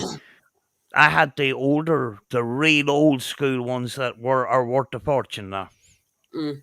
Way back the Mark II and the Mark Oh III yeah, oh yes, the good old Mark Twos. with Oh, I with had one there. Oh yeah. with nothing of luxury Mm, whatsoever. It had an engine steering wheel and an engine steering wheel and 4 wheels, mm-hmm, and that is it. There was nothing in the line of electric windows, mm. power steering. It was Yes, just just an yeah, wind downs and yeah. they were I had one of them. I had the Mark II. They were the good ones. Do you remember, if you can see that, what model Holden that is? That's like the HJ, isn't it? Mm, No, it's not a Yeah, HJ. it's before the 70s though, isn't it? It was like 60s maybe. it might be late 60s. Yeah. Yeah. I can't remember what model it is, but this is the car that my dad had, and it had a 3-speed column shift. Oh yeah, And that's what I learnt to drive in. I used to drive it around the paddocks. column shift. Yeah, column shift. Yeah, the old column shifts. Yeah. Yeah, we had very, very briefly, we had a Holdens come into this country, not sort of officially. I think they were imported, and they were the saloon car with the fins on the side, and they were sort of. I think they were more sort of badges, General Motors or Vauxhall or whatever. They were sort of like HQ. a yeah, but these things were a beast. Yeah, They yeah. pass you, and you feel the ground shake as it just passed you. Like, you know. Mm, But very rarely to see them on the roads because the company then went out of business and stuff. yeah. Yeah, because someone had one of their a Monaro stolen in South Australia not long ago, and it was worth a freaking fortune. Lucky he got it back with only a few scratches on it. It was worth a fortune. Someone stole it from out of his driveway. Yeah. Because around the corner from me, they've got a really, it's a 1936 T model. Oh, that thing. Oh, see it coming down the road. So cute. Those little skinny little wheels. Or Model T. Yeah. Apparently they were an absolute pig to drive, and the pedals were the opposite to what we use now. And just actually operating the thing was a flipping task in itself. Mm. Yeah, because I've seen him. He comes because then he lives around the corner from me, and you can hear him. Like you hear his that horn, and he comes out the drive, and he gets halfway down the street, and the car breaks down. Jesus. I just laugh. He hasn't got far to push it back around the corner. But when you think about it, how much freedom we have with having a car, Yeah. we can just get into a car and go to a place where we want to go. Mm-hmm. Because I do remember times when I wasn't driving, and you're just restricted to an area that you can walk or take the bus. Yeah. And it just it doesn't matter if it's a bit of a beater and that. I've had a Toyota Yaris that was rotten and eventually broke in half. But Mm-hmm. that car brought us on a great adventures. It started my channel, and Mm-hmm. I got great use out of it, and it brought me to great places, And even though it was a crappy car, I got great joy out of it. And, people sometimes say, well, those cars look crap and, such and such a car looks shit. But if it improves your life, who cares? Do you know? Mm-hmm. If it brings joy in your life, doesn't matter what you're driving, As my friend used to say, second class transport is better than first class walking.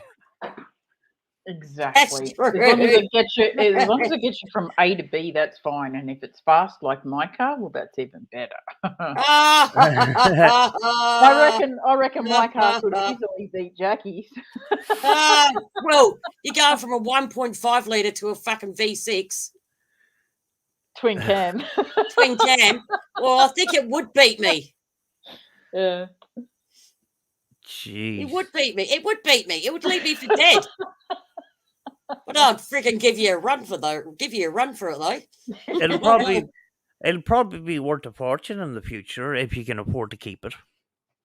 My car. Yeah. Yeah, it's a wagon too, so it's more sought after. Oh, I have a wagon now as well. They used to be, way back when I done my Fast and Furious days, if you had a wagon, people just laughed at you. But the thing was, and the thing is now, my Skoda Fabia estate wagon is lighter than the hatchback and is more aerodynamic, apparently. Yeah. So if you want to go fast, you just weigh down the back a bit. Yeah. So it doesn't go over the road. That's true. Oh, yes. Speaking of which, with all the rain we had, I actually aquaplaned yesterday, and I had a couple of squeaky moments. Oh. I came around a blind corner, and just the road is flooded on the other end of the corner. Oh, yeah. And next thing, you just feel the front of the car just lifting up, and you're Oh. turning the steering wheel, and nothing is happening. And I'm going, oh shit! Scary. Yeah, it's what happened. What happens See is that butter time. the water in the flood builds up like a little wave in front of the wheel, and it spins around on front of the wheel. so much that the wheel actually lifts up on top of the water. Oh. That's how powerful water is. Even a couple Mm. inches, deep, it can lift your car and have it just with the speed. You could be sliding across the top, and when you turn the steering wheel, it just keeps going flipping straight. And Oh. it's oh yeah, Mm. it can be a frightening experience because there's nothing you can do. You're gliding along like a speedboat. No, doesn't matter if you got low profile tires or not. You're going over the top and you keep going. Low profile tires, and the wider they are, the worse it is actually, Mm. because it's got bigger area for the lift. Well, Mhm. don't You forget know. front wheel drive just as worst. Oh yeah. Yes. Because mine's front wheel drive. Mine's got low profile. They're not wide tires, but they're a decent size. Yeah. But they're a pain. Look at Jackie looking at me.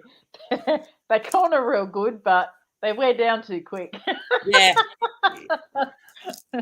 I used to have them sporty tires, and I just thought, in snow and everything, it just and they wore down so quickly, and they Oh. were so expensive, and they were like rubber bands on the wheel. We They don't really have are. snow here, so I'm all right. I have standard wheels, and I actually have the older model Skoda, and actually I found it very difficult to get tires that small. Usually I had a problem that my tires were too big and I couldn't find them, but my alloy wheels are 13 or 14 inches, something like that, Oh, they're and still, yeah. You're only they little. were yeah, they were tiny and that, and I actually found it difficult to get them because the newer model had that larger wheel. Yeah. Probably You would know, add the 15 to 16 inch. but having the wagon, we can put more ghost hunting equipment in the back. Throw more rubbish in the back, more like it. Yeah. Annie is talking about flying down some hills on her scooter, and she goes, know. Batman flies, Batman also had lots of armor and padding, Annie, which you don't. Just in case you come off. We haven't got no steep. Oh, the only steep hill. No, we don't have any steep hills, Annie, unless you go further up the road. Way past. Don't give her ideas, Jackie. Where she lives, there is no steep hills. No. Only if she goes up the main roads. That's what she said. She was asking you if there's any near you. Yeah. No, I haven't got any. I remember. I have actually. I remember years ago. I went on my kid's scooter, or not scooter, skateboard, but I was too scared to stand on it, so I sat on it, and I went down this steep hill, and I didn't take into account the little left-hand bend on the bottom of it, and I thought maybe I might be able to lean on that, and then I was kind of too scared to lean. I didn't lean over enough, and I went off the road, went into the ditch, and went down into briars and everything. You can hear me. Oh no! My sons, which I thought would come to my rescue, were lying on the floor laughing. Oh my god! While I was the same. crawling out of the ditch. I was crawling out of the ditch, and there was tears on my face, on my arms, on my legs, and I was taking out flipping thorns out of my body for about a week afterwards. But they were laughing so much, they were lying on the road, pissing themselves, and in no condition to help me. And I'm swearing at them, going, "Yeah, thanks for the help," this kind of thing. And they were just crying, laughing. They just couldn't. I would have been the same. I said, "Oh, would you like me to help you?" I only once tried to ride a skateboard, and I was drunk. And I stepped onto it, flew back, One of the worst things to do. almost broke my arm, and never got on one again. I just stepped onto it and it just went out from under me and I went, ooh, backward. Lucky he was drunk then, eh? I remember years ago when I did have a few drinks and stuff. I came home from the pub one night and I was absolutely scuttered. Now, the fact that I actually found my house, do you know the time that you're so drunk that about a mile before the house you take out your key and you have it ready because you're going to have enough problems putting it in. Yeah, it was that kind of drunk. But on the way home, I seen my neighbour's house, and my neighbour's house was up on a big massive hill. But what was outside it but one of them adult-sized go-karts with the pedals? And I thought, I never had a go on one of those. So, and this is late at night. I snuck up to the front driveway, got on this scooter, and the driveway is about a 45-degree flipping slope down with a curve, and then a steep embankment down, and a river down at the bottom. I was too drunk to even make the corner. I went right down the bank and crashed straight into the river. So I was soaked and I was ripped to shreds by the briars on the way down. At least you was relaxed, because if you was sober, you would have been even more injured.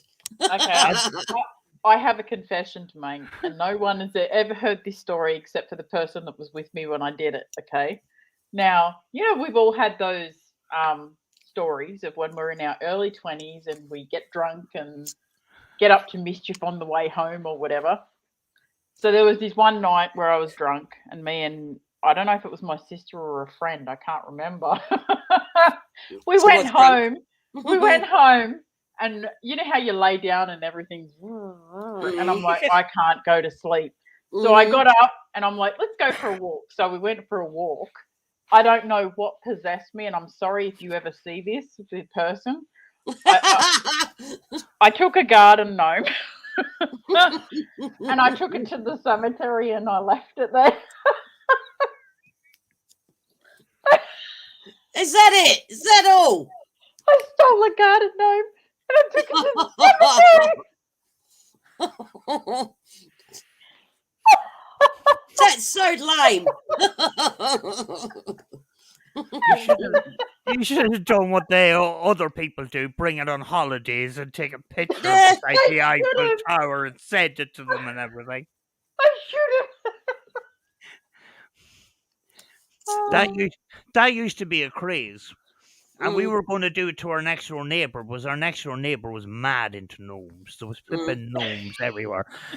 We were going to steal it and just flipping bring it to random places and take photographs of, famous buildings and stuff, and wish you were here on the back of the photograph and send it back to my neighbour. But that used to be a rage, actually. That's what people used to do for pranks.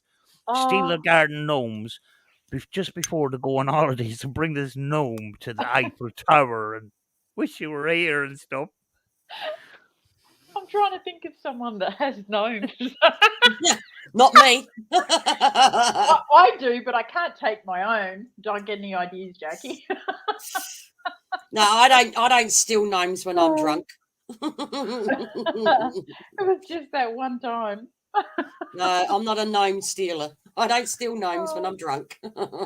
I had a friend who every time he was drunk, he used to bring home a traffic cone. And he wake up in the morning with a traffic cone in his sitting room. And he goes, where the hell was his traffic cone? We did that 3 times in one night. My friend wanted one for Halloween, and they were doing roadworks down not far from where she lived. And she goes, Jackie, stop! So I slammed on the brakes. She's going, I'm going to steal that. She was drunk as a skunk. She goes, I'm going to steal that traffic cone. I said, what for? She goes, I'm going to paint it black to be a witch's hat for Halloween. I went, yeah, whatever. So she throws it in the back of my car. We're driving down a bit further. She's going, stop! So I stop again. She grabs another one. And then we ended up with 3. And then we get back to her place and the other half goes, And where did you just get them from? She goes, oh, half the road, because Jack had to stop and pull over and we had to take them home because they were calling my name. I went, okay. So She was stealing all the traffic cones. I can't tell you guys exactly who this was, but me and one of my siblings when we were younger. So do you remember at the old traffic works, they used to have those little round lights on a handle and they would flash? Yeah. We took one of them from the roadworks and we shoved it in the bedroom cupboard because we were scared we were going to get caught by our mum and get in trouble. And we were all in bed going to sleep one night and she walks past and she could see flashing from the cupboard.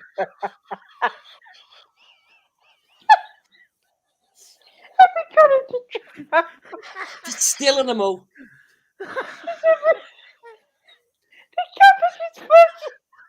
My brother used to steal street signs, especially if they're named after him.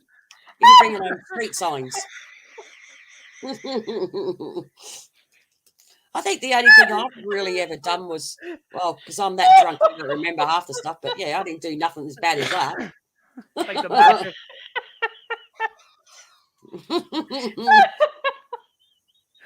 like the magic cupboard. The fucking No, Yeah, get-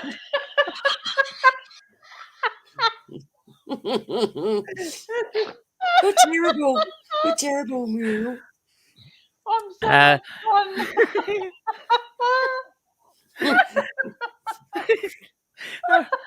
It's gone over my head. Marking the net, it's gone over my head. That's why I'm not laughing. Oh God. The guy that used to steal, the friend of mine that used to steal the traffic cones when he was drunk.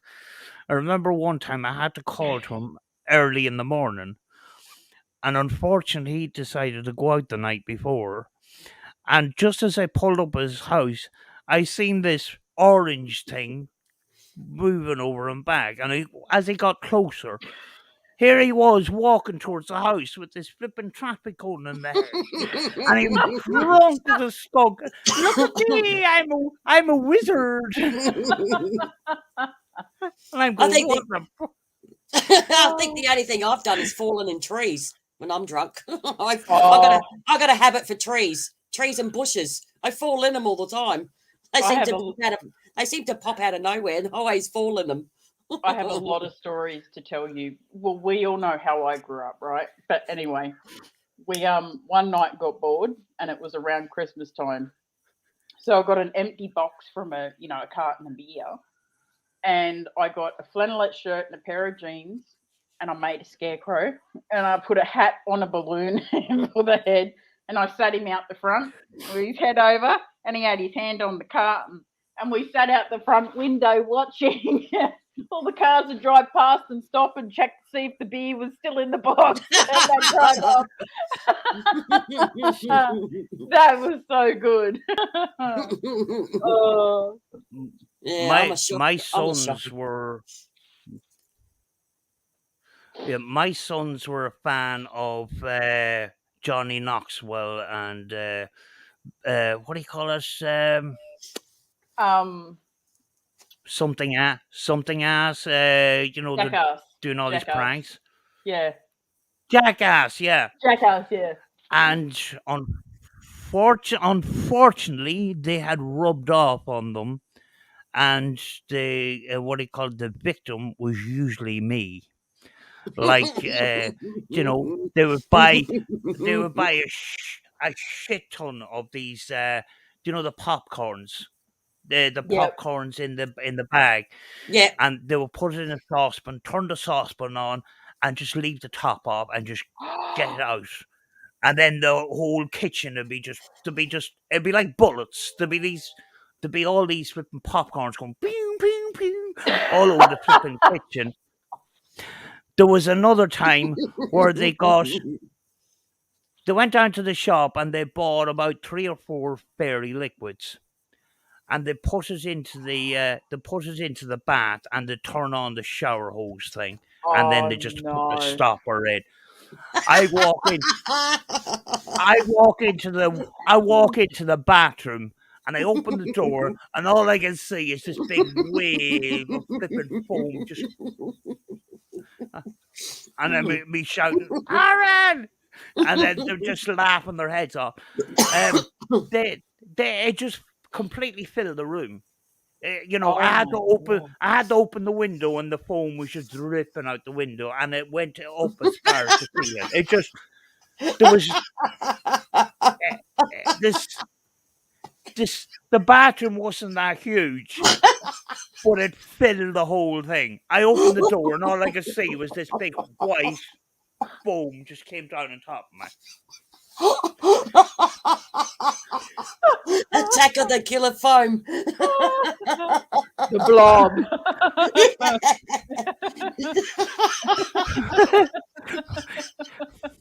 We couldn't get rid of it.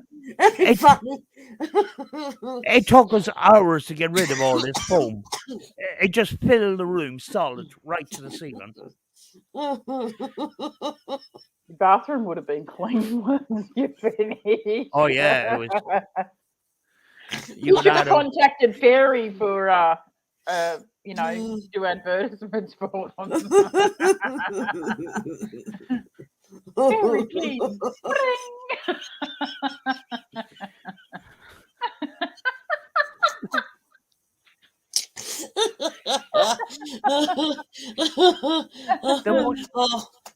I think they bought about 5 full bottles of fairy liquid.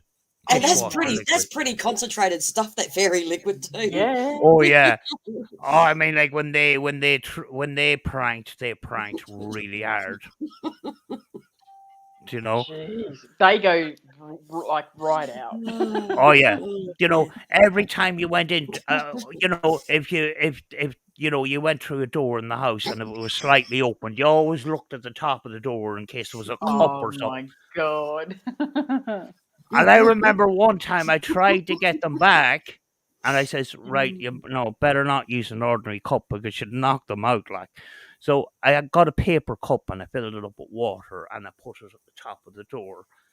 And next thing I called my son, and my other son was there, and I says, watch the show. This guy's going to get soaked. So I called him in anyway, and he comes in and he opens the door, and instead of barging in what he normally does, he just opened it up normally and the cup stayed on the top of the door. Oh. And you're like, yeah, we couldn't believe it. He just opened the door and the cup just stayed balanced on top of the door and didn't fall. Ironic. And it was one of them big, a big enough size one, because if it fell over, he was going to get soaked. But we just couldn't believe it when he opened the door. It was just sitting there, and we were laughing and we're going, "Damn!" And he was going, "What?" And I said, "Look."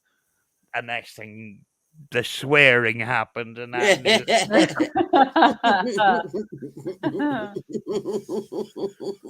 like I told Jackie. I said when we go, next time she comes down, I said, I had images of taking her out to one of these cemeteries that was on a hill, putting her in a shopping trolley. Of all things, she wants to put me in a... Sam, this is how bad I call this a friend. She wants to put me in a shopping trolley and push me down a hill in a cemetery, in a shopping trolley, and watch me go doof, doof, doof, doof, doof, into everything. She wants to sit there and make a video of that. What type of friend is that? Jackass 2. Yeah, well, I am Jackie, but yeah, she wants to push me down a hill in a cemetery in a trolley, in a shopping cart. Push me down. You said you can't walk because I can't walk. She said she'll push me down the hill in a shopping trolley. How rude! Only a good friend would do that. Well, yeah, I don't know about that, Mark and Annette. Yeah, the center of gravity isn't brilliant on them things. The high center of gravity and the tiny wheels. You're definitely going to fall over, like. Oh yeah, after I hit the first tombstone, yeah. And the hills are not little hills either. No, they're pretty. It's like a paddock, a downhill paddock. I'll just end up face planting the first bloody tombstone that I hit. Yeah. I have to say our investigation tonight was a rolling success. It was. Yeah, well and truly. I got to see everything within a matter of seconds. Yeah, our evil minds kicked into action a couple of weeks ago because a team that done us wrong in the past mistakenly told everybody on Facebook where they were going on Halloween night, and me and Rachel were going, "Shall we go?" I was thinking, "Yeah, get the white sheets ready."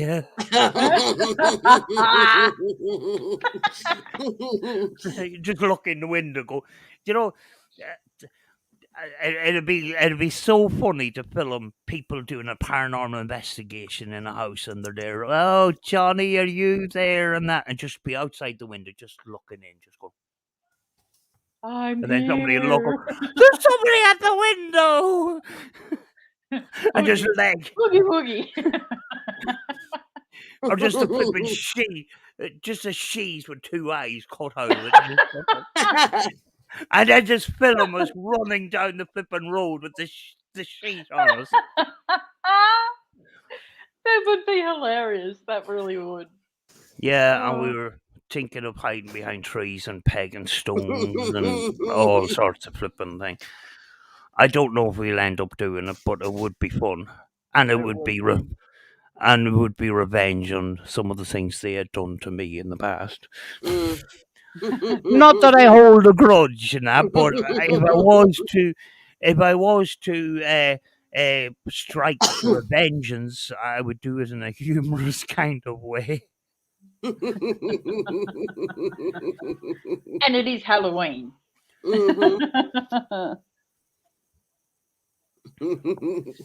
Or arrange the visit the night before and put little walkie-talkies hidden in places that are, and then go, "Ooh, your time has come." It's a Desmond. Yeah, just make growling noises and stuff through it. That'd be funny. Yeah, and have a little camera in the window just looking at the reactions and that. Did you hear that, EVP?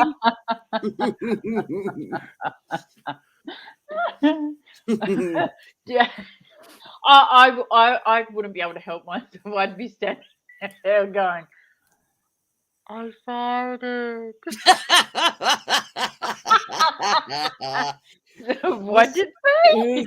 If you smell sulfur, it's not a Desmond. I farted.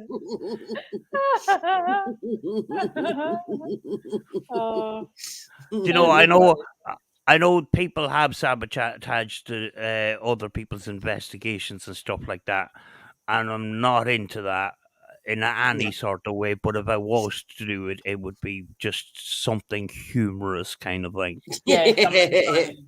Have fun with it. Yeah. Yeah. Mm-hmm. After all, there's some of the free-range teenagers that are around. If they see you going into a location and they know that you're doing a paranormal investigation, they're going to mess with you. Yeah. Do you know what I mean? Yeah. Yep. That's why we do everything sort of hush hush and subtly, like. You know, the biggest mistake that people often make is announce that, guys, we're live tonight in such and such a place, and people are going, "Oh, I got a great idea for that one." You know, never tell people where you're going to go.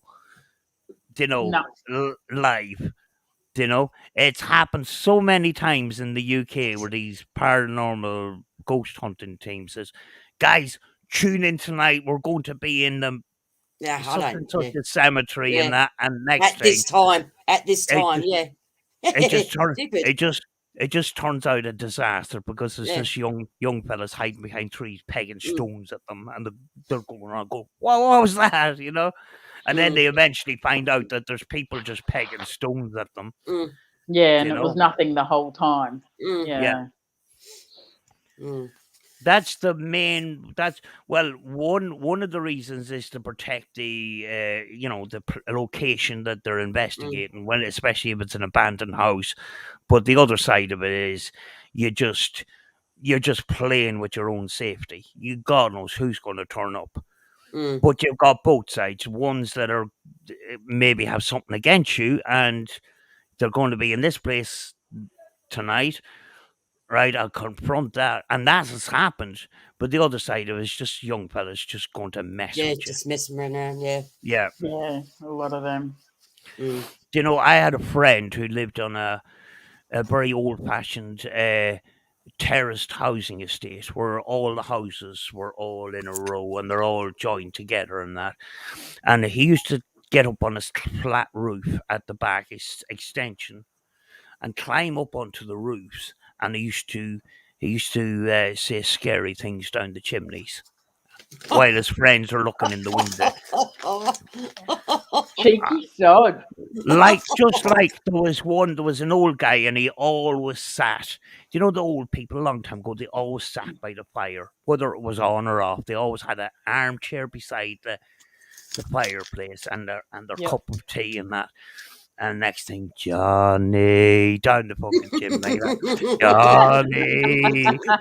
And next thing, he's going, and he's looking around, and his friends are looking, the guy's friends are looking in the window at this guy.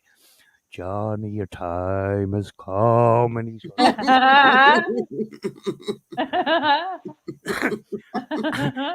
and there was another guy, he was new to the area, and he was a bit of a nervous kind of a fella, right?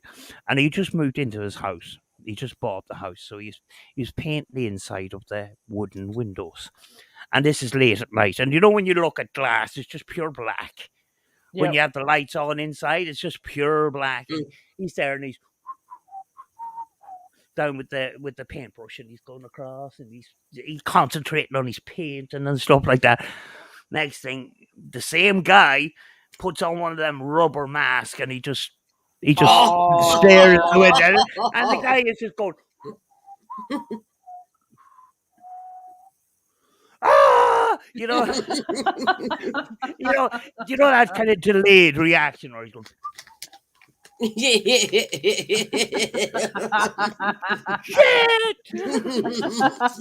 Would have been more than that coming out of my mouth. Bloody oath.